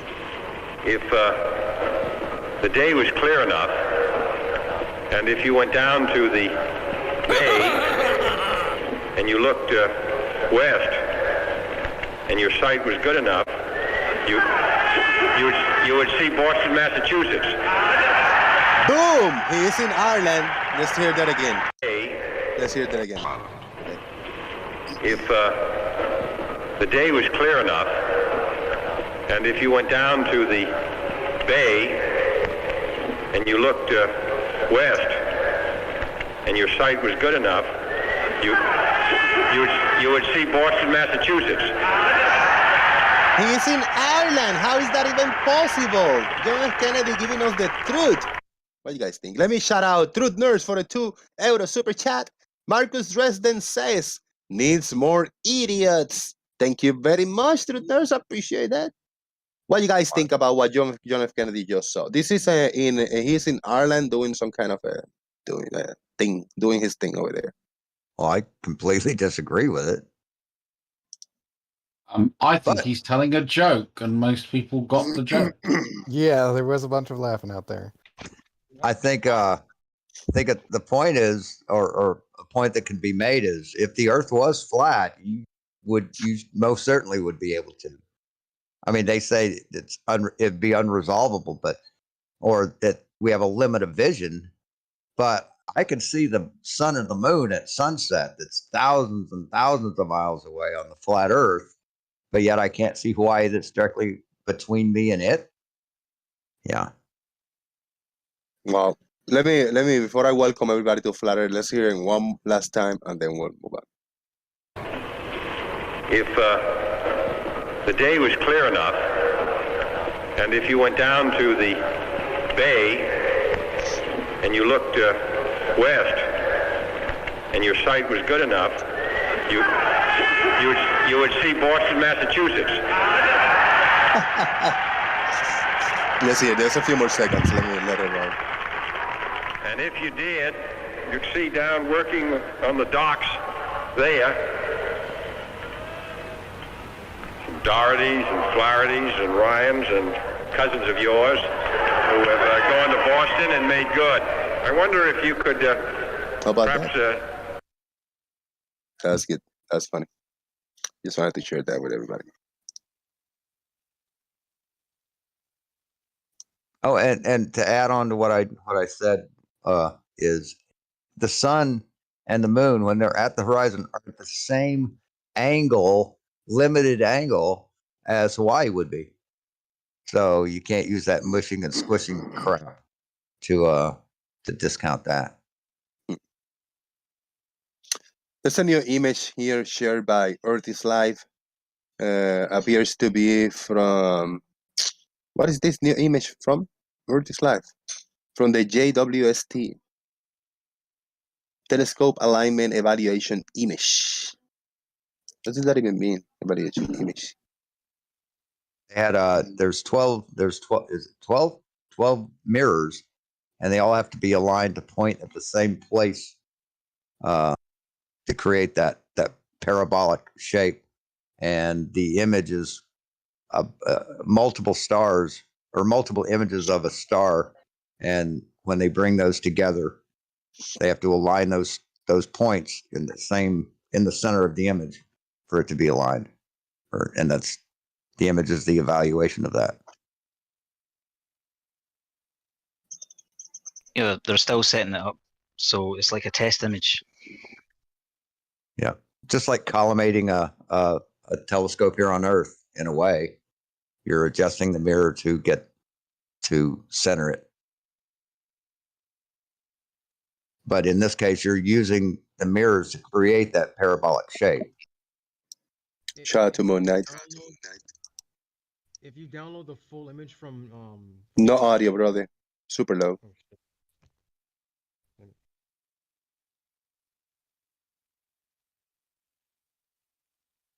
You know, they've still got to collimate the mirror for all of the different cameras. There's like four or five different cameras. So I imagine they've got like a preset collimation for each of the different cameras or something. It's Let's hear complicated. Earth is Live. Let's try now. I was just saying, I know this image just came out, and I was watching earlier. I mean, everyone follows Dr. Becky. She was doing a live stream, and she was actually telling, saying about how fine of an image that they were able to get. If you download the actual image from NASA, you can see how much detail it is, and they're saying that it's actually 28 times more. It's 28 times more accurate or more clear than what's the Spitzer Space Telescope? 28 times clearer than that. Can you get a link for that and throw it over here? Just a link to Yeah, the I'll see NASA. if I can drop Yeah, it. please. Hold on. See if I can open it. What is the resolution of the sensor of the James Webb? It should be detailed in there. So I know Moon Knight. Moon Knight is a new Marvel character. I mean, it's an old Marvel character, but he's a dude with split personalities. You got Steven, you got Mark. Steven is like the nice guy. Mark is like the 007 type of guy, and he just become this creature of the night with like superpowers. It's a new series coming on soon. I know with the Himawari 8, I think the resolution is like 120K or something like that. It's just incredible. That's why you can get such detail. So I'm just wondering what they put into the JST. So I know Sony has a 250K sensor that they're working on. I just wondered if they put anything like that in there. Okay, Sean, the quickest quick look up, it says the JWST has a resolution of 1 arcsecond, which can resolve a penny at 24 miles away. No, I'm not talking about I'm talking about the sensor that they're using. What the size and the resolution of the sensor is. Never as sensitive as Arwin. It's not. It's not the. It's actually not the resolution of the sensor, because you want a sensor that can capture much more than the telescope is capable of. You don't want 1 pixel to cover the smallest object you can see. You want a box of a 3x3 box of pixels, like 9 pixels. Yeah, I don't understand about digital imagery, because you can take a 25 megapixel sensor and it won't have as good a resolution as a astronomical 5 megapixel sensor. I don't understand the logic behind the whole thing. That's just because of the field of view. I mean, like you can have a 25 megapixel sensor on a like a wide angle camera, or you can have a small sensor that's only like, I don't know, 1 or 2 megapixels, but you're focusing in on like a very small portion of what the 25 megapixel camera might be able to capture. Yeah, I mean, even at the same size of sensor, it has to do with bucket size and the resolution of each bucket, and it's all counterintuitive to me. Give me film grain and ASA speed. That's all I want. Let's get back to old school. The resolution of the James Webb is, I think, was it 17 milliarc seconds? I see a boo-boo over here, guys. I see a boo-boo over here in this image. I click the image. I got, thank you, Bibo, for sharing the link over there on the Discord. I just clicked on it. We click on this image, and it's like very high quality. But the first click, and I zoom in, and I see all kinds of like how do you say, like just a little bit of artifacts over here, bullshit artifacts over here going on. That's just compression problem.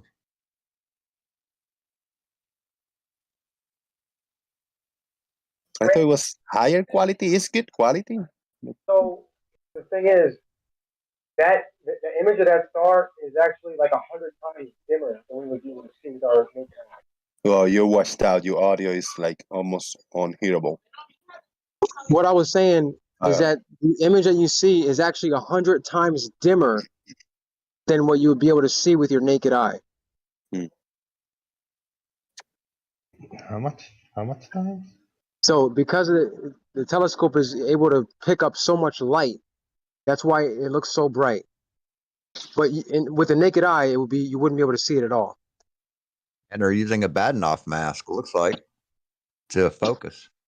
And you can That's even why you see get the stars. That's why you get those star points. Yeah, and you can even see galaxies in the background too. Those Yeah. are galaxies over there. Look like it. The reason why you have that those refraction spikes is because of the supports for the secondary mirror that's in front of the primary mirror. No, the supports are acting like a Bahtinov mask, are creating that diffraction pattern. Wow. Yeah. Oh, okay. But it's the resolution of the James Webb. It's about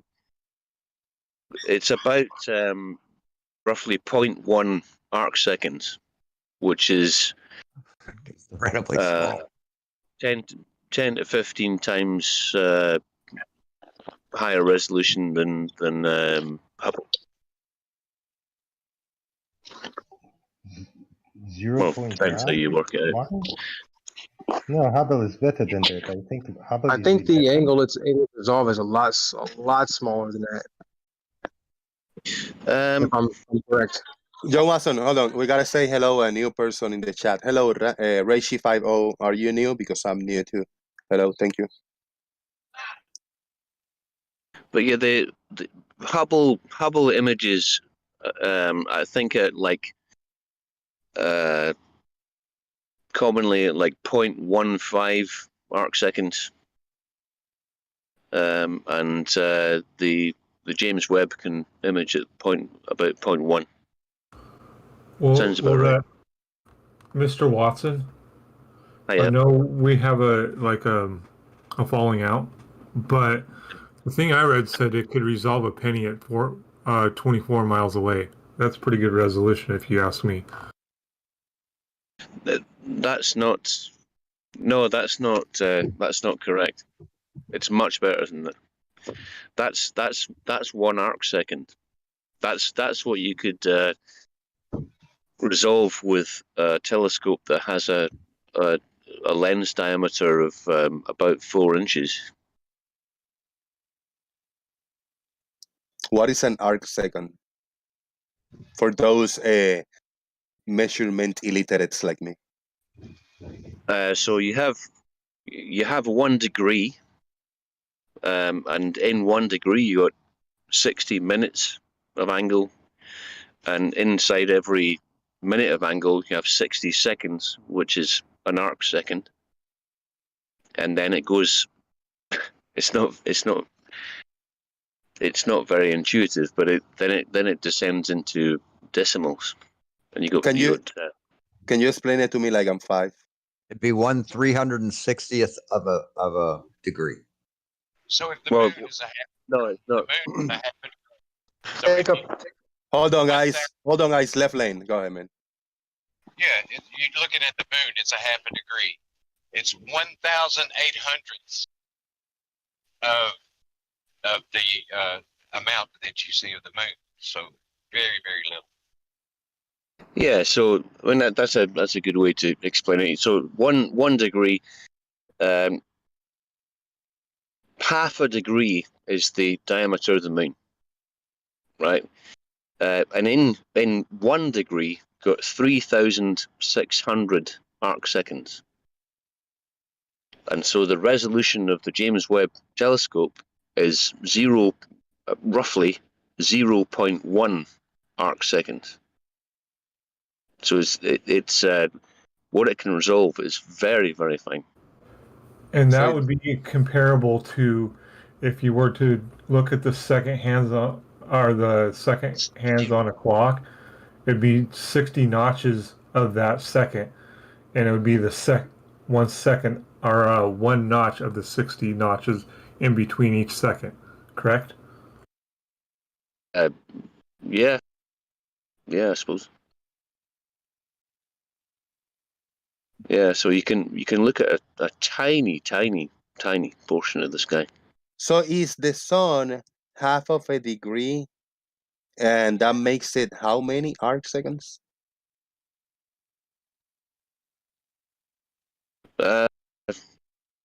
3,600 divided by 2. So, yeah. 1,800. It's 1,800 arc seconds. Yeah.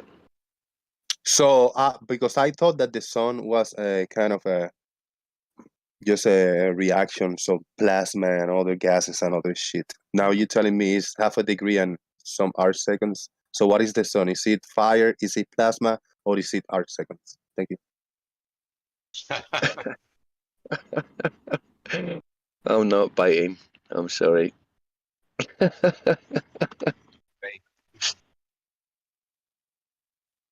The answer is I we am don't know what the sun is. I am descriptions illiterate, so I just gotta put that out there for everybody.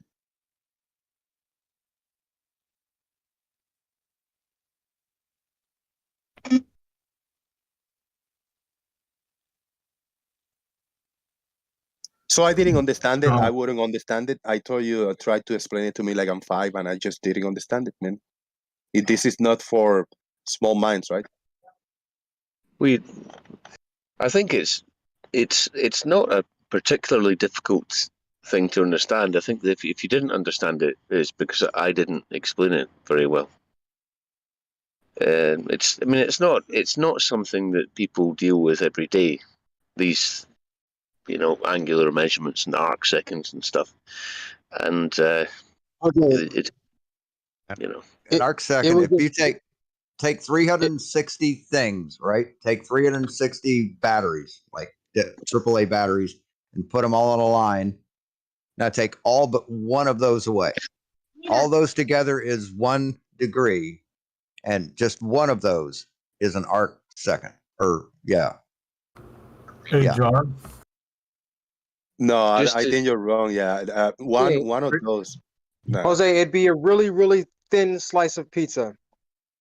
Thank you. Now I'm starting to get the visual. Thank you. Bro, Watson. Just It's 3,600. Just so you know. If you take a paella that is 12 inches in diameter, it would be 1 piece of shrimp. But yeah, just I think it sounded like people it's 3,600 arc seconds in 1 degree. Did I say 3,000? I meant 3,600. That's what 360. But I knew what you meant. But I meant 3,600, and if you take one of those batteries, that represents Yeah. So, Mr. Watson, I misstated what I meant when I said the thing about the penny. According to NASA.gov, the resolution on the James Webb Telescope could make out the details of a penny on a penny at 24 miles away. Yeah. That's what it says on NASA.gov about it. Yeah. Yeah, that's about 0.1 arc second resolution. That's not good though, because I can do it at 50 miles away. It has 0.02 arc seconds resolution, but depends in which light. It has many different resolution in different wavelengths of light. It measures from 600 nanometers to 28,000 nanometers.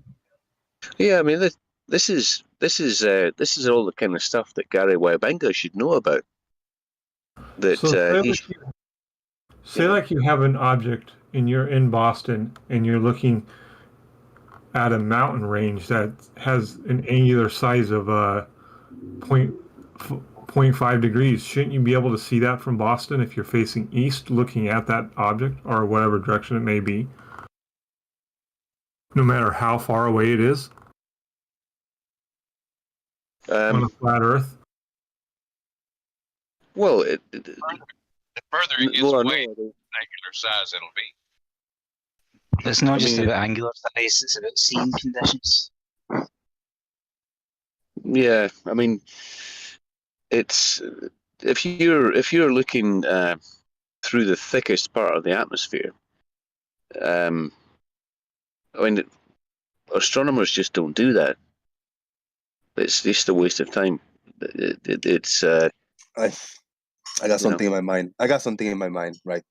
I'm looking at this moon. You guys told me that this is roughly half of an arc second. Is that it, or half of a degree? This is half of a degree, right? Half a degree. We see it with our eyes, yes. Right Okay. there, no, it's way bigger. Okay, but like in the sky, right? So half of a degree, therefore, is 720 of these. If you put 720 of these one side by side, like the full moon size, 720 of those, they will make a full circle as for the circumference of the Earth, or what? All around you. Explain me that. You would just see it as a circle from your perspective. It'd just be all around you. Yeah, it would look like a long line of moons. If the Earth wasn't there, you would see a circle of moons around you.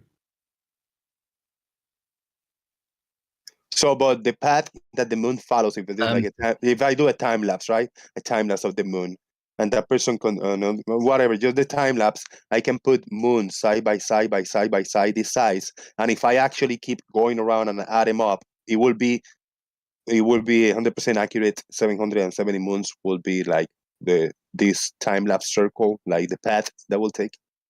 Yeah. Yeah. It's not, I mean, you wouldn't say it was exactly half of a degree, because it isn't. And that varies as it goes round, because it's in an elliptical orbit. So, but if it were exactly half of a degree, that's what you would expect. Yeah.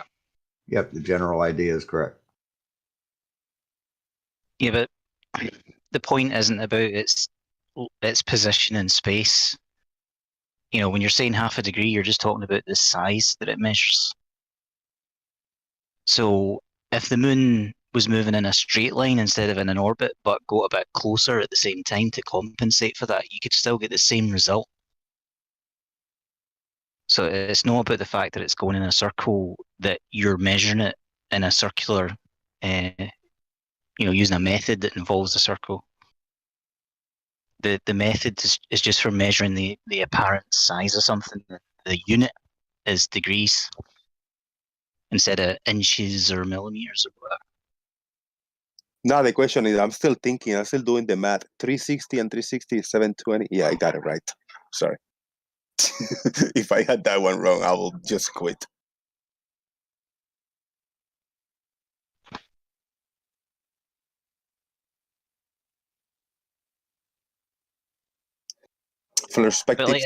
Flurspectic said that Riley is winning the top left thing. And Rashi, how do you feel about it? I don't know about this top left. It's just the name, this term. Yeah, and it's been explained. Is this Dunning-Kruger and top left, blah blah blah. I call bullshit because it's kind of from that group, the Fight the Flat Earth, that community, that network group that is doing this thing. I mean, the name is, for me, Jose JG, I think it's silly. Could he call it maybe like "Don't Fuck Up the Year"? That was kind of a little more understandable. But if a person never participated in a show, in a Fight the Flat Earth show or MC Toon or Conspiracy Cats or something, they wouldn't even know who it is, and that person wouldn't be there even like out there for voting. I mean, it's like silly. It's just from the shows that they have had, who the people think is Domero and all that shit. I don't know. I find it like ridiculously silly. Just my opinion. I don't participate in that shit. I went over there. I attempted to participate in this. I went when there was a live show, tried to understand, tried to put my mind of it and clear my brain and try to kind of like, yeah, let me entertain this. It's just a little bit of a puke, a little bit on my mouth explaining this. Go ahead, Cayman. I'll stop talking about that. No, I was just going to say, putting aside the concept, right? You see the one that I linked when I said something about it. I'm guessing you didn't actually watch it because you didn't want to, right? But the reason I linked that specific one is because the people putting forward the case for Flat Earthers being top left nominations were equally, if not more, fucking deserving of being put in that list based on the way they put that video together. It was fucking insane. I appreciate that. Yeah, I'm gonna have now to visit your channel and see what you did. Yeah. No, no, my channel. I posted in Discord. It was one of the ones that came up in my feed, and I watched it. And I was like, "What the fuck is this?" Oh, lunacy?" okay. You know what I mean? Yeah, it's silly. I don't know. Yeah. Yeah, but like it's people basically coming across as like really socially inept and strange and awkward and trying to be funny and making terrible jokes and everything. And it's like they basically portray themselves as crazy people, but they're there to nominate other people for being done in cricket. Do you know what I mean? I'm like, not a good look. Shout out to Anamorphic Mind with a $2 super chat. When do we get Jose's favorite of the year? Dude, I am my favorite. I am my favorite of the year. I am the most illiterate person over here. I am the more not skeptic, but in denial of many things. I am the more that don't understand shit and just want to attempt to make an argument or argue with somebody. I'm just wrong all the time, and I couldn't give a fuck. And I am happy with it. That's why Jose JG, I am my favorite of the year. Thank you very much. Shout out to Anamorphic Mind. Thank you for the support, brother. I'm very proud of it. I am.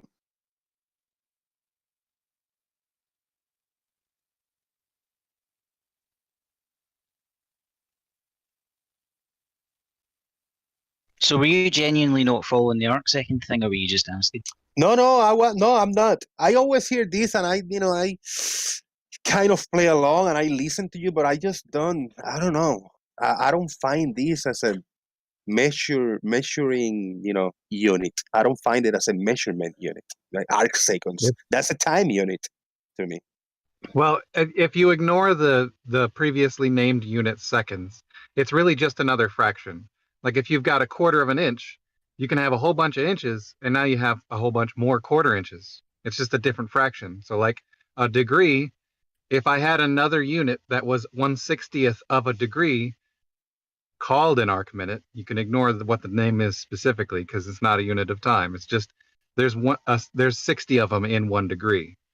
And then there's 60 more things inside of an arc minute. That's it. It's just fractions. Yeah, and I appreciate that. I just get confused when I hear the just minutes and seconds in there. My brain just cannot. My brain just open up this older can of worms that I have to add some kind of time into it, and it just don't process very well, So I'm just it's confusing to me. That's the way my brain works. You can do something like you can put it in your head like arc minutes is bits of a degree and arc seconds is bits of a degree. That's really all that's going on.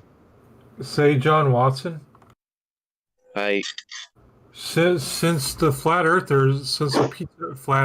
pizza disc thingy has Antarctica in the middle, how many arc seconds is it out to the ice wall on that? That's not helpful. That's not helpful, Will. Hey, Jose, I posted a short, really short, 43-second video in the Discord. I think it's hilarious. Hey, what if you take a ship? What if you take a ship going out towards the horizon and you divide it into all these minutes and arc seconds, and then you got just little arc seconds horizontally at the bottom touching the surface? That would play right into what I'm saying. No. A little bit.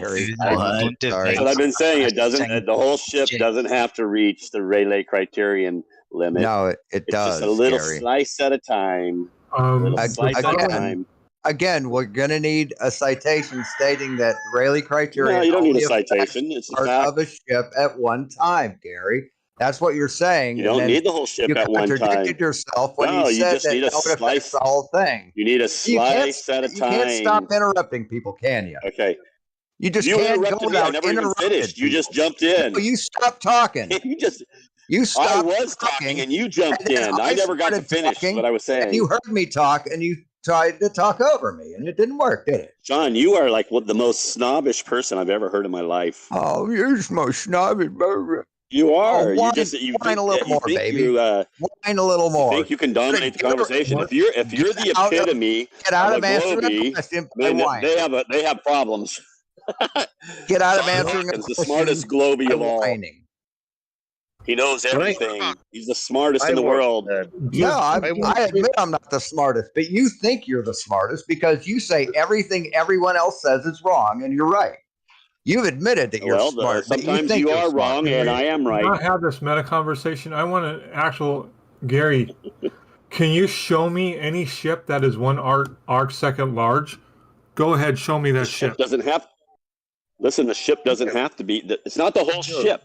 It's a slice at a time. That's why it looks like bottom first. Show me any part of. That's why it looks that way, because the whole ship, you can literally divide it in a whole bunch of horizontal lines across the ship, that are parallel to the surface, right? I mean, you can divide it into thousands or hundreds of thousands, technically, right? Or even millions if you wanted to get them small enough. Perfect. So you just need one at a time at the bottom, reaching that limit between it and the surface for that the bottom of the ship to become unresolvable. But Gary, that's all you need, and that's exactly what I've been saying all along. Answer my question, Gary. Name any part. Show me a ship that any part of that ship is an arc second large. Show me that ship. I don't measure those things. I'm just saying you can. Technically, these guys can measure it, right?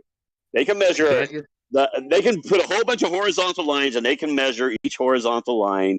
Gary, section, right? Okay, Gary, wait. I'm not done. Sean, you're interrupting. You keep repeating the same thing, Gary.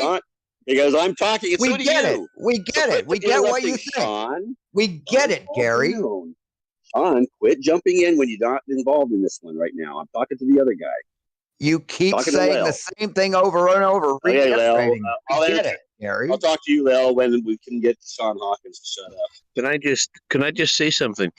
I actually remember, was it last year when that massive cargo ship got stuck in the Suez Canal? It was called. What was it called? I can't remember. But I looked up the. What was it called? Ever Given. Yeah. Oh yeah. Evergreen. So was it Evergreen or Evergiven? Yeah, and I looked up the dimensions of that ship, and I worked out how far away it would need to be, just by looking at it with the human eye, until it would actually be not that it would disappear, but that it would be unresolvable with a human eye, and it was over 100 miles. If it sailed away, yeah. If you don't have anything else involved, right? Clear air. Yeah, and there isn't anything else, Gary. Yeah, sure. You have the limits of your field of view. You guys just don't want to disregard that, but it's there. Jose, can I share my screen? Give me a citation. Fucking hell. Go for it. Make sure that the tabs, any tab that you got open, don't got anything. Yeah, I'm just sharing the camera. Okay. If you want to enlarge it. Yeah. So Gary, when you're looking at the ship is horizontal to you. The ship is perpendicular to you. What part of this ship? See, you're looking above the ground at the ship. This is on a flat Earth. You're looking above the ground, looking down at the bottom of the ship and the top of the ship. At what point does this become unresolvable? Because it's all the same distance from your eye. The top is the same distance from your eye as the bottom is. So why doesn't the ship disappear bottom or top first? See, it's both the same distance, Gary. So how does this become unresolvable before this? Because Rayleigh criterion. Shut the fuck up. Because Rayleigh criterion affects this entire ship at the same time. You've admitted that, Gary. Yeah, Rayleigh criterion affects all kinds of stuff. As things move away, Rayleigh criterion makes details unresolvable, like license plates on cars that drive away from you, right? You can't see. You can still see the whole car, but you can't read the license plate anymore, right? Rayleigh criterion. But Rayleigh criterion is not the limit of optical resolution. No, it's the limit where you can still resolve two things separately. Yes, once you pass the limit, it is. No, it's 2 points of light. That's the definition. Go look it up. The definition of Rayleigh criterion is 2 points of light. where the So it's it is- minimum angular depends separation, on- where you can still resolve them as two. And what? Once it goes and- past that limit, you can't resolve them as separate And images any no, longer. that's not true. On what Not it true. depends, That is Gary. that is your definition. What Google it, and that'll give you your Rayleigh definition. criterion depends. Gary, on. Gary, do you want to make a bet on that definition? Yeah, you want? I'll post it in Discord. I'll Again, just Google Gary. it and I'll post it in Discord Post later. it in Discord for you Go ahead. as Gotta well, go AFK because for it 2 has minutes. nothing to do with the lights that you keep Okay. talking about. There's too many people talking, Jose. I'm gonna mute. I'm just gonna go for a while. Listen, I can't. I was can't just deal saying, with I gotta go away 500 from the people. keyboard for 2 minutes, and I wasn't even unable to say that. There's one fundamental problem that's worth bringing up, is if you see a ship in the distance where half of it is obscured by the surface, where he says the angle is, too limited or whatever, the half that you see and the half that you don't see have the same Rayleigh criterion limits. You can see one, but you can't see the other, so clearly it's not the Rayleigh criterion. Ta-da! The Rayleigh criterion is part of it, and I've said there's two things involved. It's angles from the object subtended to your eyes, and then you got the view that has a limit. You got two things. Even Stingray has said that before on the show. No. Top Yeah, of that Stingray ship has even and the said your bottom field of of that view ship is is the one same thing. It's angle. based on. Gary. The top of that Sean's ship writing. and the Okay, bottom Sean, of that you ship just is at shut the up same for a quick angle to second. your eye. Sean's- It's at the this is same Sean's angle, show. Gary. On show. The No, it is. angle Nothing is is the same the same- angle. When The you look angle at an is at object, the the same only angle to only your place. eye at the top and bottom of No. the ship, Gary. Yes, I just showed No, it you. isn't the same I angle. just showed you, No, Gary. only Look. no. Look, every look, Gary. every section. See If that? you divide that ship into horizontal See that? sections, each one will have a different angle. The Right, only that place where it'll be angle- zeroed out is your 90 degree Actually, That line of angle sight to to it. your eye is the same as that angle to your eye. They're at the same distance to your eye, Gary. The top and the if you want bottom. to be completely No, pedantic, only if you're in the Hold on middle a of the second, Gary. ship. If your line of Gary, sight hold is in the on. middle of the ship. Sorry. Oh. Go ahead. No, go ahead. Well, that's what I was going to say. This assumption that it's the same would rely on you being midway to the height of the ship, which most of the time you're not going to be if you're looking at the shore or something like that. And also, the top half of a ship isn't the same as the bottom half. Everything mounted on the deck is technically just ever so slightly further away from you than the actual hull of the ship. Exactly. So unless you've No, I got agree. these You agree with me then. conditions in a completely symmetrical ship, then everything at the top half is actually further away and should be more affected. Uh-huh. Yeah, it See, is. the bottom of the ship is closer, so it shouldn't do the criterion for the.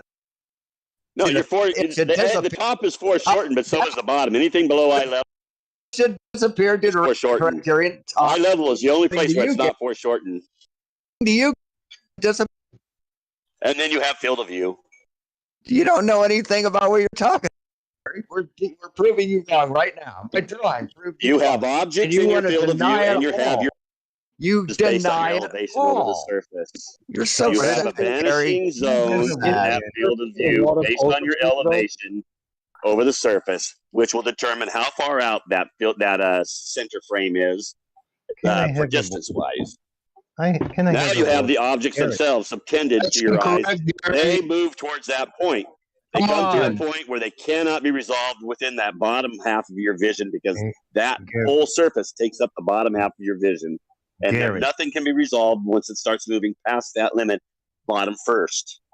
Gary. The top is farther from the bottom from the That's surface. So it's completely always going wrong to be the because you can last. stare at the sky and see something. You can watch a plane disappear in the Watch sky. it. Watch a plane go away from you. Yeah, and you'll You watch can it watch it disappear. disappear. Does it disappear as in like get smaller altogether, or does one half of it disappear? Actually, if it's flying directly away from you, the bottom half will become unresolved before the rear end will. Angles. Wow, matter. are you sure? Yeah, draw the angles and look and Are tell you me sure? otherwise. Are you Yes, sure I'm that positive. Are you sure that the bottom of this is going to go away before the back of it does? Because if you're watching this go away, you're watching if you watch this go away, then you watch the bottom go away first, right? When it's And what directly you're overhead, seeing yes, is you the see tail whole end of the bottom. ship. That'll be the No, last you thing don't is the always see tail the end. whole bottom. You can't say that. No, you I can't know. say That's that, what you're Gary. agreeing with me. You're agreeing with me. No, you're disagreeing with You me. disagree. You I just said what I I've been saying. Hold on.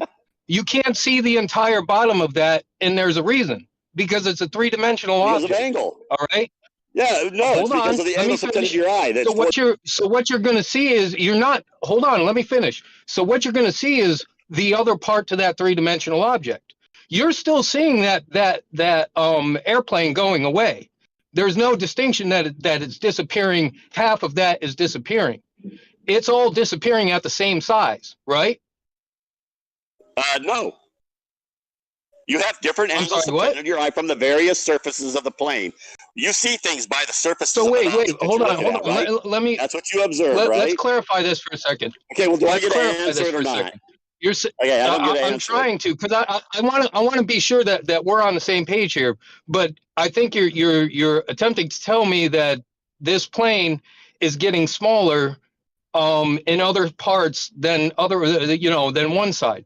You're telling me that the bottom of it is getting smaller before the back of it. I'm telling you that the angle to the bottom will foreshorten to the point where the last thing you'll see is the rear end of the plane. I don't think you know what foreshortening is. Foreshortening is when you have an angle to the surface that becomes too narrowed. It's like looking up at a tall building and you're standing at the bottom. Do you see the top floors? No. Because that's not foreshortening. That's foreshortening. That's when the information is all there, but you can't see it because it's in too small of spaces. It's foreshortened. The angle to the spaces is like a. It's not foreshortened. Sure, if you look down a checkerboard floor or something, right? And you get down to the floor, and they get narrower and narrower because it's foreshortening in your sight. The angle to them is more narrow than if you're like looking at the ones right in front of you. Right in front of you, they're big. Okay, do you want to hear what foreshortening is? And then you get to the door, get to the bottom of the wall at the opposite end of the thing, and none of the wall. Yeah, Sean, you're betting into our Hold on, conversation. Sean. No, I'm and talking then with this guy. but the checkerboard. Quick point, Sean, and then you continue. Then you add the checker pieces in the top of the board, and then we're talking. Go ahead, Sean. Yeah, and you get that floor that the lines get narrower and narrower, but then you hit the wall, which represents the ship, and the bottom of that wall. I mean Sean Smith. Right? I mean Sean Smith. Oh, okay.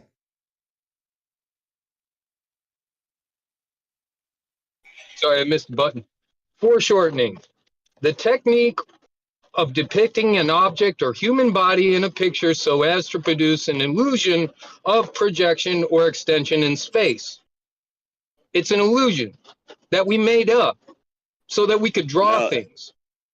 No, you made up the technique for drawing. Listen, okay, I'm answering. Why do you interrupt? You don't like it when I do. Everybody says I do, but everybody else does too.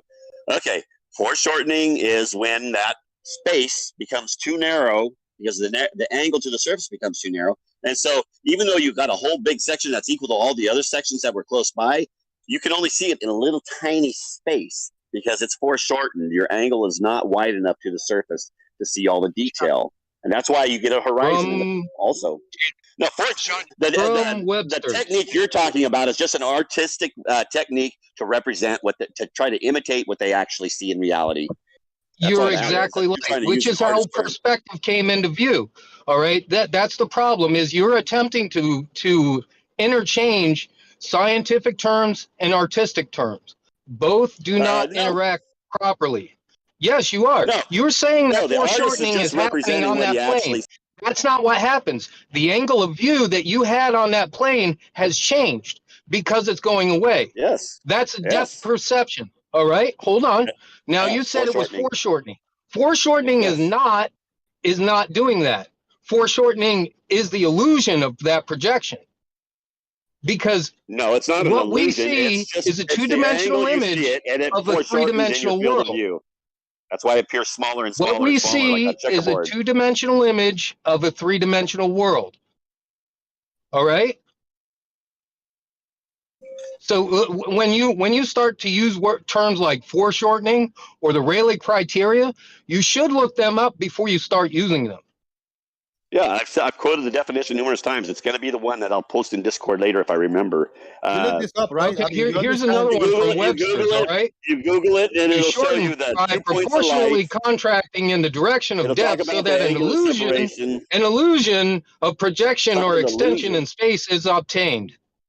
It's not an illusion. Johnny, just you understand? It is an illusion. fuck's sake. No, it's You not an understand? illusion. It's Hey, how your Sean, eyes you see gotta high turn off angles. your camera. Fuck's sake, let me fucking talk. Sean, turn off your camera because some people with cell phones, is horrible when people is not using their cameras and they're in the call. If you're screen sharing, but cameras, if you're gonna do a presentation, if not, don't leave your cameras on. Gary, I guess you have studied, you have analyzed, you understand foreshortening in very different levels and degrees, right? Or you just look for the definition and you just made it up in your mind. What the fuck is your understanding of foreshortening? Because it is super hard. Sorry. It is super hard. Foreshortening is very hard. Yes, because you're trying to imitate a reality that you see, right? When you draw a picture of something you're looking at, you're trying to imitate how you see, right? So you develop a technique. You call it foreshortening. Foreshortening is also, you can use the term when you're looking up a tall building and it has all these stories. When you're right next to the building, you can't tell how many stories there are because there's not enough information. The angles are too narrow to the various sections, and that information just can't be resolved. That doesn't have shit to do with foreshortening. Stories. That's not foreshortening, Gary. You're making this all up. That's not foreshortening. That's an angle of view. That's an obstruction by an angle of view. Yeah, foreshortening. It's a foreshortening effect. That's not a foreshortening. I just gave you the definition. I gave you two separate definitions. Hold on. Stop interrupting me for a second because you keep telling me what you think it is, but I've given you two separate definitions for this, and you've ignored both of them. And you keep trying to use foreshortening on this building when you're talking about an angle of view, and it's wrong. Okay, you describe it in words. Everybody here. When you can't see those top sections as separate sections because it's too tall and you're too close, what would you call that?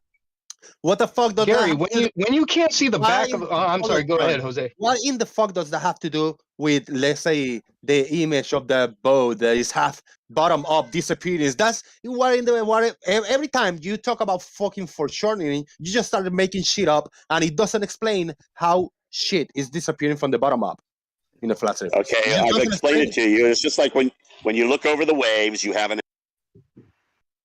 the angle over the waves in the distance is not as wide, right? So in the distance, you'll see a horizon form as a line across your field because it's the surface. Your angle to that surface of the distance is going to come up to eye level, and it can't do otherwise because that's the angle. It's going to put it in the center frame of your field of view, that what you see. And so the angles in those distance, because the angle over the surface is more narrow, and then the angles between the waves is more narrow, and the angular size of the waves is small, they appear as a line. Do you see my screen? Do you see this? You see the image that is on screen? Well, I'm gonna repost it on the Daily Boom Boom sensor, and you have never been able to explain this. What the fuck is going on screen right here? I can't see your screen. Well, it's in the Daily Boom Boom sensor, or in my screen, and in YouTube. So there's three ways that you can see it. Okay, what is it? Just tell me real quick. Is it a ship half hidden? Ship, Daddy, we don't see the whole bottom. We only see the container chips. Yeah, in it's the top. too far for the angle. Next to the one chip that we can see it all. There's one chip closer to us. The ship is bigger that we can see the whole thing. The other one is far away and it's missing the whole bottom of the boat. It's either sinking. We either lost a lot of lives and we're gonna lose a lot of product, or what are you gonna make? What shit are you gonna make up? Go ahead. I'm not making it up. It's just reality. You've got too narrow of an angle for the distance. That far ship is way further. It's way into that angle where you can't resolve it. You couldn't see that half What in ship. the fuck are you talking about? I see it completely. It's not a resolvable issue. I see it 100%. I see all the details. It's nothing about being resolvable. Yes, it's all magnified in. I don't give a fuck what happens in between when it's zoom out and when it's zoom in. I don't give a fuck about that middle point. I give a fuck about when it's already magnified and what the fuck is on my face. What in the fuck is going on? Why is this boat missing the bottom half, Gary? I've already told you. You just don't want to listen. You're too stubborn, Jose. What can I tell you? You're just making shit. You're going to be a different answer this You're just trying catchy words with the. You have a field of view limit based on angle over your height above the surface. Shut the fuck up, everybody. I'm talking to fucking Gary, damn it. Earth is Life for a $5 super chat. Gotti, you know what, Jose? if the I'm not going to talk to you. You're getting all fired up. fucking asshole. Don't fucking interrupt me when I'm reading super chats. Pussy. Earth is life for $5 super chat. Gotti, if the earth was curved, will things be hidden bottom first over water? There you go. You want to answer that question? Go ahead. I'm done. I've asked that. I've already answered that question numerous times. If the earth was curved, yes, the bottom would become it wouldn't become unresolvable. It'd be hidden. But that's not what's happening. It's becoming unresolvable because of the angles. Simple. Why is the top? No mysterious curve involved. Why is the top of the ship lower on the to the horizon? Why is the top of the ship dropping in my distance, in my sight? Because things get smaller as they move away from you. The top stuck out because it was not at the surface. The bottom's at the surface, and then each succeeding section is closer to the surface than the top. That's why the top will become unresolvable before the bottom. The bottom will become unresolvable before the top, unless the top is like little skinny mass. They might disappear. It just makes it shorter, right? I'm sorry, you were. So I couldn't understand what you said. When some part comes unresolvable, it's just removed from the physical part of the ship and makes the ship drop in your eyesight, right? Yeah, you were roboting the first part to me. I don't know if anybody else heard that. I couldn't understand what you were saying. Yeah.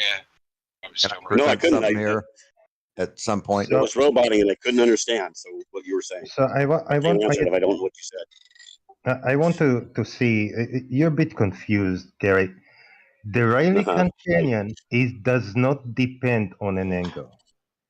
It's a given angle that depend on other things. What are they? So it's not an angle, but it's a given angle. It's a given. It does not depend on an angle. It's the given answer. It's the angle. That beyond it's the angle of separation between 2 points. What does it depend on? Shit. When the angle of separation becomes less than the Rayleigh criterion, which is the limit, where you can resolve the objects as limit separate. Of what? What does this resolution depend between on? two objects? No, it has two things it depends on, Gary. The angle of separation. Angle is the result of mathematical just formula. distance. It's the a angles formula. change with distance. There is It's no not depth. So just, go ahead. It's just like how it you is. said, It doesn't take a mathematical Go formula. ahead and do what you said. Google Rayleigh criterion, because I never saw any mention of distance in Rayleigh criterion. I didn't say that either. You just did. On what you were saying, not the Rayleigh criterion. Rayleigh criterion is 2 points of What light. does And the Rayleigh separation, criterion? it's the what least does the minimum angle- separation between the two Yes. objects where you can What separate. does it Past depend that, you on? can't. It's What based on does angles. it again? What does it depend on? You say past that. Angles. What? No. A limited no, it angle of does not separation between depend two. on angle. The angle is what you This get. is so simple. There are two things the angle depends on, and then you get the angle. The angle. Yeah, the angle depends on your height above the surface and the angle from your eye to whatever you're. Okay. No, go it- ahead. no, it Go ahead doesn't. and bring me the citation Sure for it Rayleigh does. criterion that says anything about surface distance or all your bullshit. Okay. Go ahead. Like you said, I'll It Google didn't think it. guys Go like you were Google going it. to be dumb enough to not Go understand that that's Google all it, part of how Gary. it works. They I assumed people were guarantee you. smart enough to realize that. I guarantee guess they you, didn't. They I didn't consider never guys saw- like Chaiki. Look, I never saw any mention of distance in Rayleigh criterion. There's no mention on distance. We have to move on. We have to move on a little bit. Let me read this super chat. I see that John Hawking want to present something quickly, and then Doofus. We'll try to take it in that order. Earth is life. Thank you very much, sir. I appreciate your support, brother. Gary, if something is at eye level, will it drop below eye level as it moves away on a flat surface? No, an Extra J made a nice video to show that I was right. He was trying to prove me wrong. He proved me right. I told him I would use his video in the future. Thank you. Shout out to Extra J. All right. Sean Hawkins, you want to present your camera or screen? Go ahead, man. Just put my put that drawing I put in. It's the same drawing I presented, but could you enlarge? Make it full screen. I don't know how to. Do Is that. it? I'm scrolling up. Would you put it a while ago? It's 12:51. Okay. Got it. Yeah.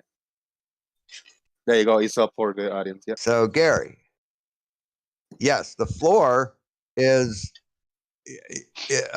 these lines. Each one of these lines is equally spaced, and yes, it will get narrower and narrower and narrower until you hit the point where the wall of your hallway, right? Until you hit the bottom corner where the wall meets the floor, and then every one of those equally spaced lines are equally spaced, and you can see them as equally spaced. So you're above the floor. The floor does not get in the way. The floor has nothing to do with the wall you're looking at. The angle of that floor has nothing to do with the spacing of that checkerboard. If you put a checkerboard against that wall, all those squares will be the same size, right, Gary? Same way with a boat. See, if you divide this boat up into lines, be quiet. The bottom part of those lines is going to be equally spaced as the lines at the top part. See, the boat is perpendicular to your eyesight, Gary. It has nothing. This angle, this limited angle you're talking about, has nothing to do with it. Now, if the Earth was curved, you would have a hump of water in the way, and it would block the bottom part of that boat. Yeah. But then all the lines above the water, above the water, like in the picture that Jose showed you, Blue has been are all arguing equally spaced from the water up. What? All those lines on that boat, like that Jose presented, are equally spaced from the water line up. Said, right, Gary? And I responded because he kept going. Let's let Gary make his point. I already forgot half of what he said because it was stupid anyhow. On screen right now, you got. There's not the angle goes. Got it. You cannot see it right. In the left hand side of the paper, we get a stick figure. In the right hand side, far away, we get a boat. We got a triangle. From one point of the triangle is in the eyes of the stickman. One of the lines go to the bottom of the boat. One of the lines go to the top of the boat. 1 point in the eyes, 1 point in the top of the boat, 1 point in the bottom of the boat. No matter how far you push that boat away on a flat surface, you are gonna see the same thing. It's gonna appear to get smaller and smaller uniformly. Will never, ever under any circumstances disappear from the bottom up. That's logic and reality, Gary. Go ahead. Thank you, Jose. My turn. Yeah, go for it. Okay, so let's say you got a 30-foot boat and you're 6 foot. And you're standing on the shore. Is your angle to the top the same as your angle to the bottom from your line of sight? That I couldn't give a fuck how far from the top, how far from the bottom. What matters? But listen to me. The example I gave you, the example Sean gave you, is 1 point. The point lift your eye to the bottom of the boat. Then from your eye to the top of the boat. I don't give a fuck how tall, how low it is. It is the boat is visible at all times because from the eye goes to the top, goes to the bottom. That's it. There's no angle above the eye or below the eye. Go ahead, John. Can I further that answer? Then explain. No, John, let's let Gary because you actually speak for a little bit. Yeah, let's let Gary. Okay, so back to that video I made. I had one clip from B-Ball, and you literally saw the whole boat become unresolvable, and it wasn't even to the horizon just by backing off the zoom. Why? I couldn't give a fuck what happens in the middle point. I know. I get it. Well, you're gonna interrupt me every time that I say something. I couldn't give a fuck what happens in the trajectory while I am zooming in. What I interested in is in the reality when it's all zoomed in already. When I can see the details of what's going on. If it's all blurred, I cannot determine shit. When it's clear enough, we can determine what is going on. What you are interested in is this middle point, very witchy-watchy, where the camera has all kinds of artifacts and optical illusions and shit. But that's why I don't entertain that. And that's the only thing that you entertain because you cannot grasp the reality that when things are already magnified in your fucking face, You have to refuse and deny those because it will destroy your fucking pipe dream. That's what's going on. No, because when you zoom in, you literally detail emerging from center, going outward from all points on that center frame, right? Things you couldn't see pop up, and then they become more and more resolvable as you zoom in. If they're close enough for the angle above the surface that you, or the elevation above the surface that you are, you'll be able to resolve them again. But obviously, if another ship is way further, it's going to appear like you can't resolve the bottom of it because it's way further. It popped up to a point, but then you hit the end of the zoom. You can't zoom any farther. You guys are going to look funny if they ever come up with a P2000. How far is way further, Gary? Oh, a lot of those are 10 miles, 15 miles further in a lot of those pictures than what the front one is. That's why, but you guys get confused because they look like they're right behind it because the zoom compresses all that background up to the foreground. And so it looks like that ship that's half hidden is right behind the other ship that you can see the whole thing of. You guys are confused by your own zoom cameras. So you don't know what you're doing. So to further the answer that Jose gave, and to answer your question, so the guy is 6 foot tall and he's looking at a 30-foot tall boat. That means that, I don't know, 2/6 or 4/6 of that boat is further away from you than the bottom. Now, Rayleigh criterion, if something is further away, it becomes less resolvable. So, according to what you just posed, the top of that boat would disappear first, Gary, because the bottom of that boat is closer to your eyesight, to your eye, than the top of the boat. So your logic doesn't work, Gary. I'm sorry, you just don't get it. Well, for one, It's he like doesn't my even rubber get band angular video. resolution limits correct. No, the angular resolution limit we're talking about in your field of view is what's there at that horizon line. What you can resolve in that little space is what I'm talking about, not a whole ship. We don't need the whole ship to disappear at once. It just disappears a slice at a time at the bottom. When each little piece becomes smaller, the Rayleigh criterion not the is limit of surpassed. angular resolution. Period. End of story. The Rayleigh criterion deals specifically with point light sources, airy disks, and airy rings. Okay, well, tell the other guys that because they told me I was wrong about points of light. You're arguing now with your own guys. It's not points of light. It's an image. If it becomes unresolvable, it's unresolvable. If the 2 points, two points are indiscernible whether or not they are 1 point or 2, then that is the Rayleigh criteria. But if the points can be resolved in one way or another, then the limits of the Rayleigh criteria don't even apply to it.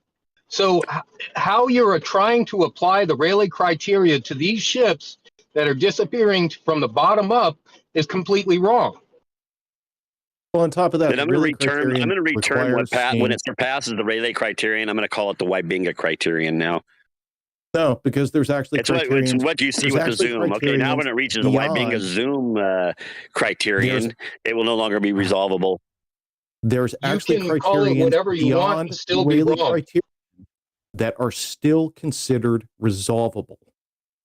There's the Dawes criterion, the Abbey criterion, Fraunhofer Yes, I diffraction, understand. and the I know Spiller all criterion. those. Yes, I've heard them all. Do you know what criterion is used to test lenses?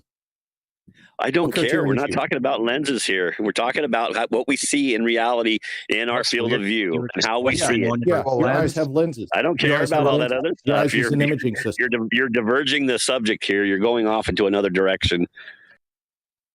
You've Gary, been going on and on about the Rayleigh criterion and getting it wrong over and over and over No, the again. Rayleigh criterion is 2 points of light where that's the minimal separation with 2 points of light where you can still resolve them as 2. That's the limit.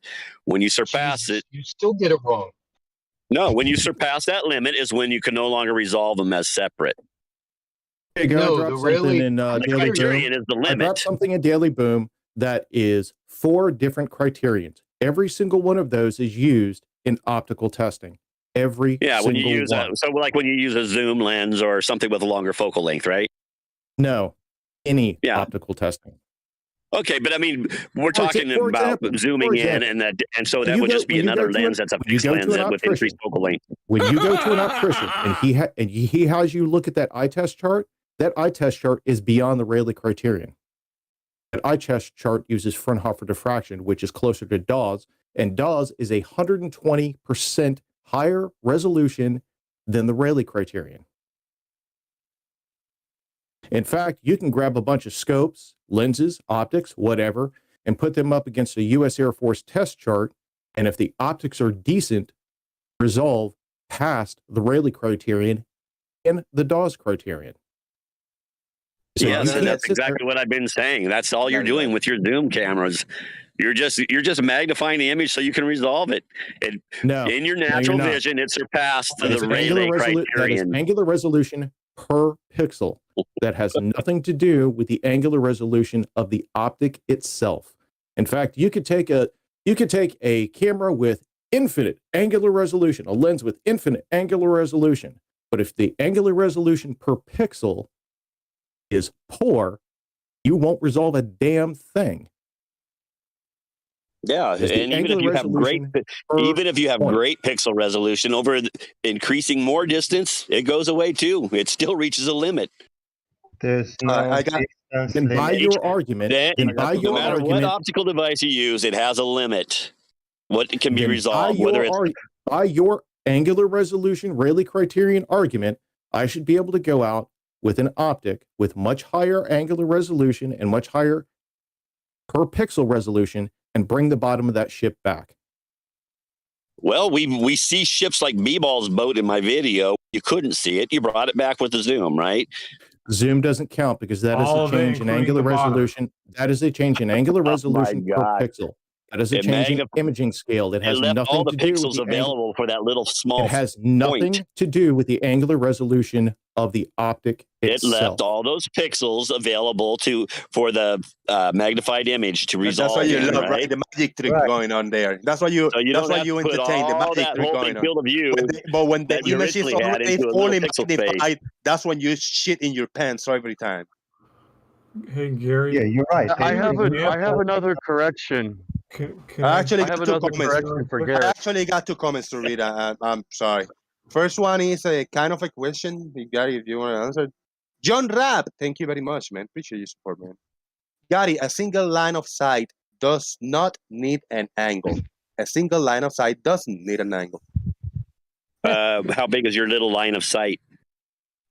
Is it a dot? Because even a dot has angles to the outside. Mr. Victoris Radio, thank you very much for your support. Appreciate the super chat.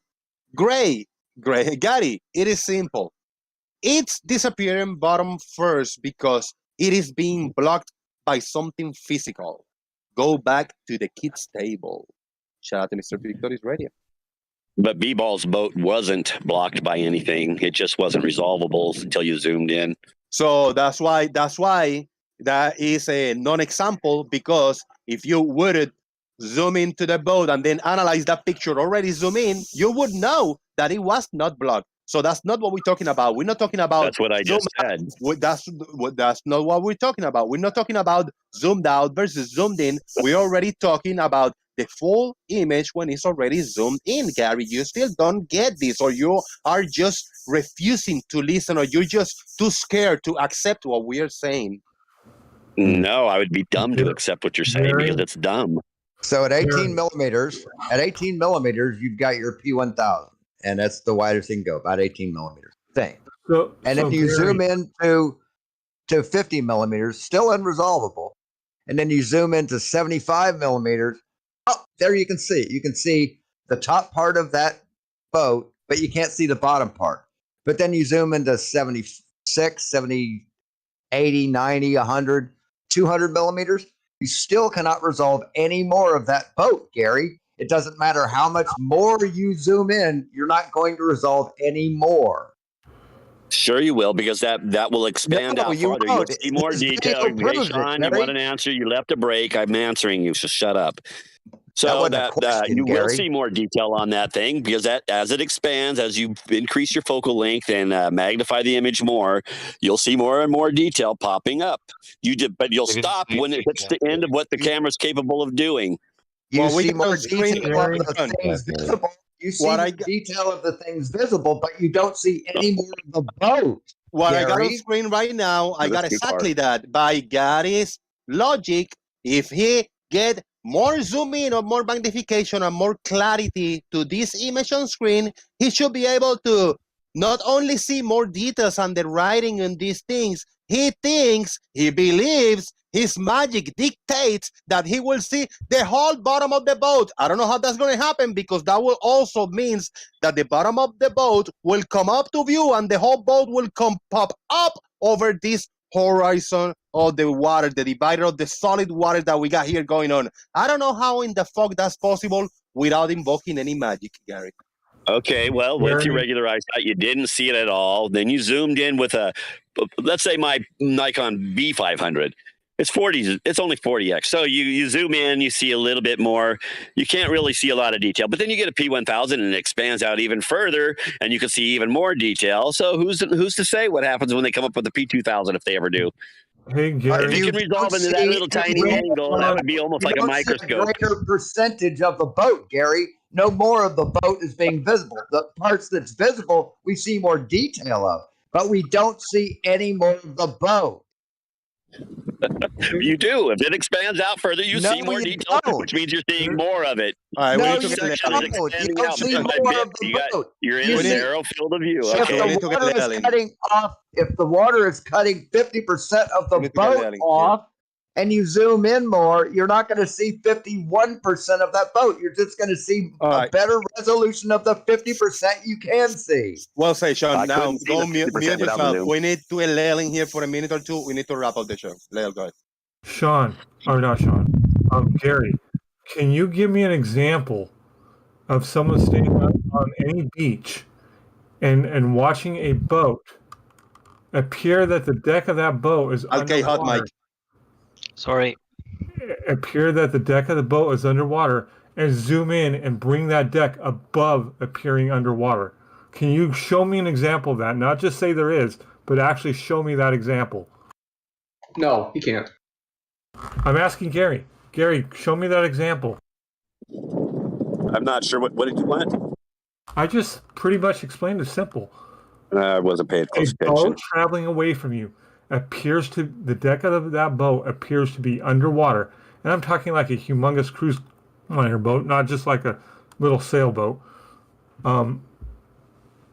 Wait till it appears to be underwater and then get your P900 and stand in the exact same location. Don't raise up in elevation and bring that deck of the boat to make it appear not to be underwater anymore with your zoom. Show me an example of that, please. Okay, I'm going to use B-Ball's little thing in my video No, I again. want an actual boat. Okay, not B-Ball's I'm answering it example. my way, not your way. No, Shut up. My way Shut is up. my way. You're straw manning my way. Okay, well then this is why I wouldn't talk to Lil last time. He won't let me answer. He wants a little simple one-word answer.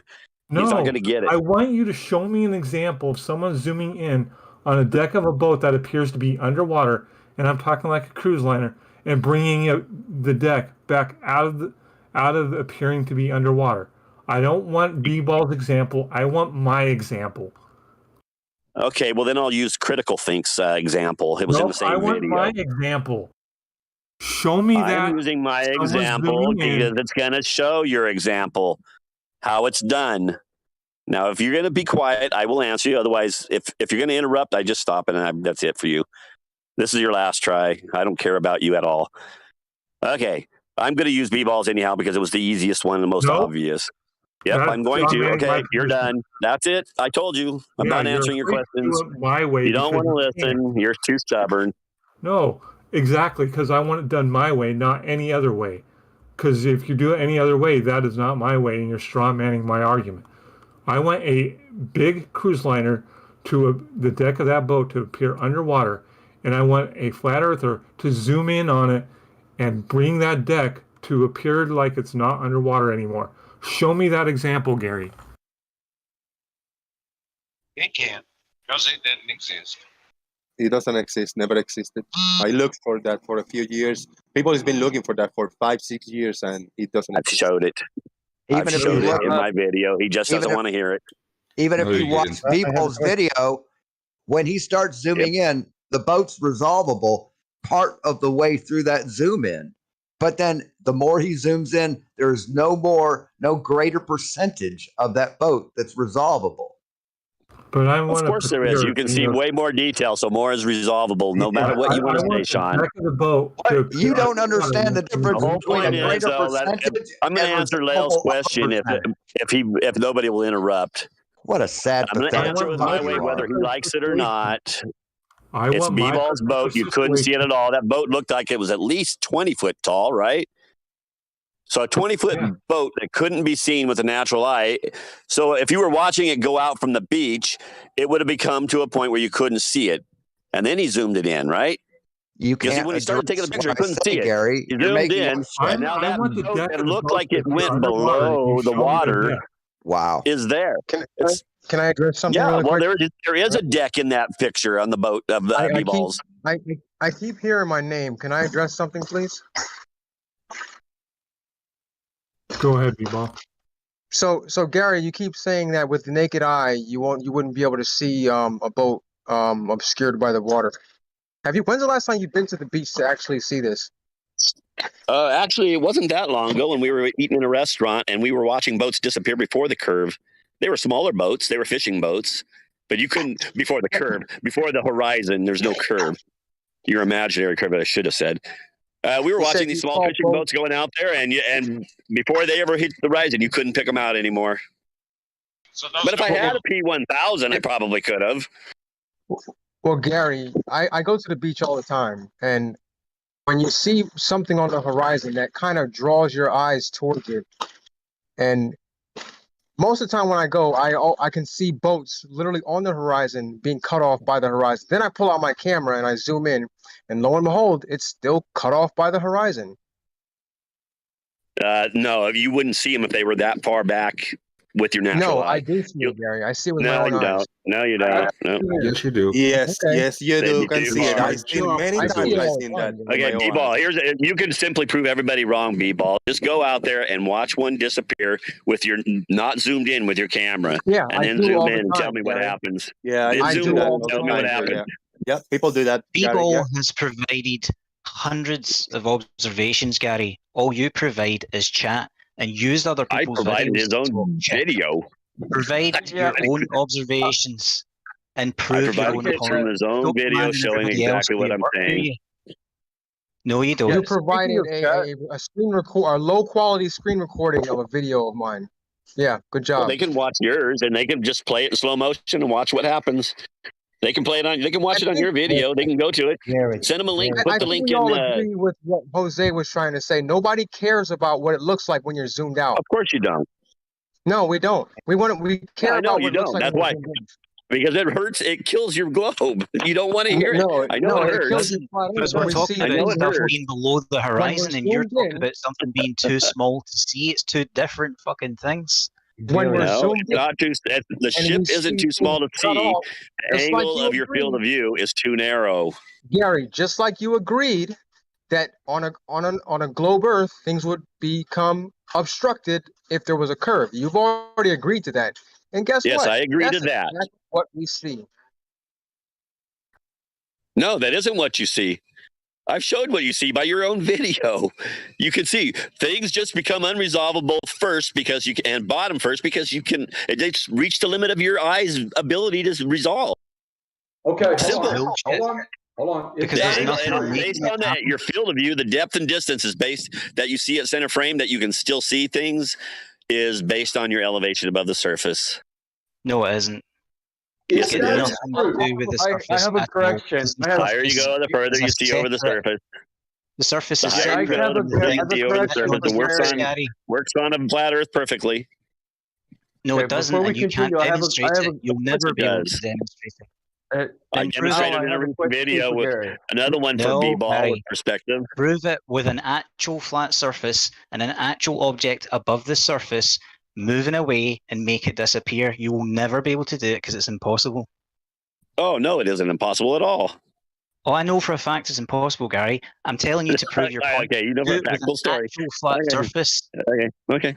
Good for you. You're smart. You know Okay, everything. I have a correction for you, Gary. Gary, I have a don't correction skip for You've you, over the Gary. point. explored Hold all on. options. Gary, Al, Gary, just just a can you sec. give me a second, Al? Just do it Hello, with an Al? actual flat surface, Al, Gary. am Stop I? using other people's videos. Yeah, I have a correction for Gary. You said earlier, don't diverge the subject. That's not very good because this is a grammar show also. Yeah, I understood. I realized it when I said it, so Seriously. I don't need your grammar correct. So I'm done with you. Okay, Gary. Yeah, If you because want to it's be a grammar Nazi, you I can have go a somewhere question. else.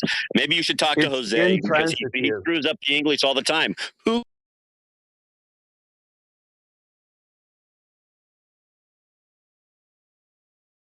Check 1 2, check 1 2, check 1 2. Yep. This is it for today, ladies and gentlemen. We're gonna get out of here. It has been a good show.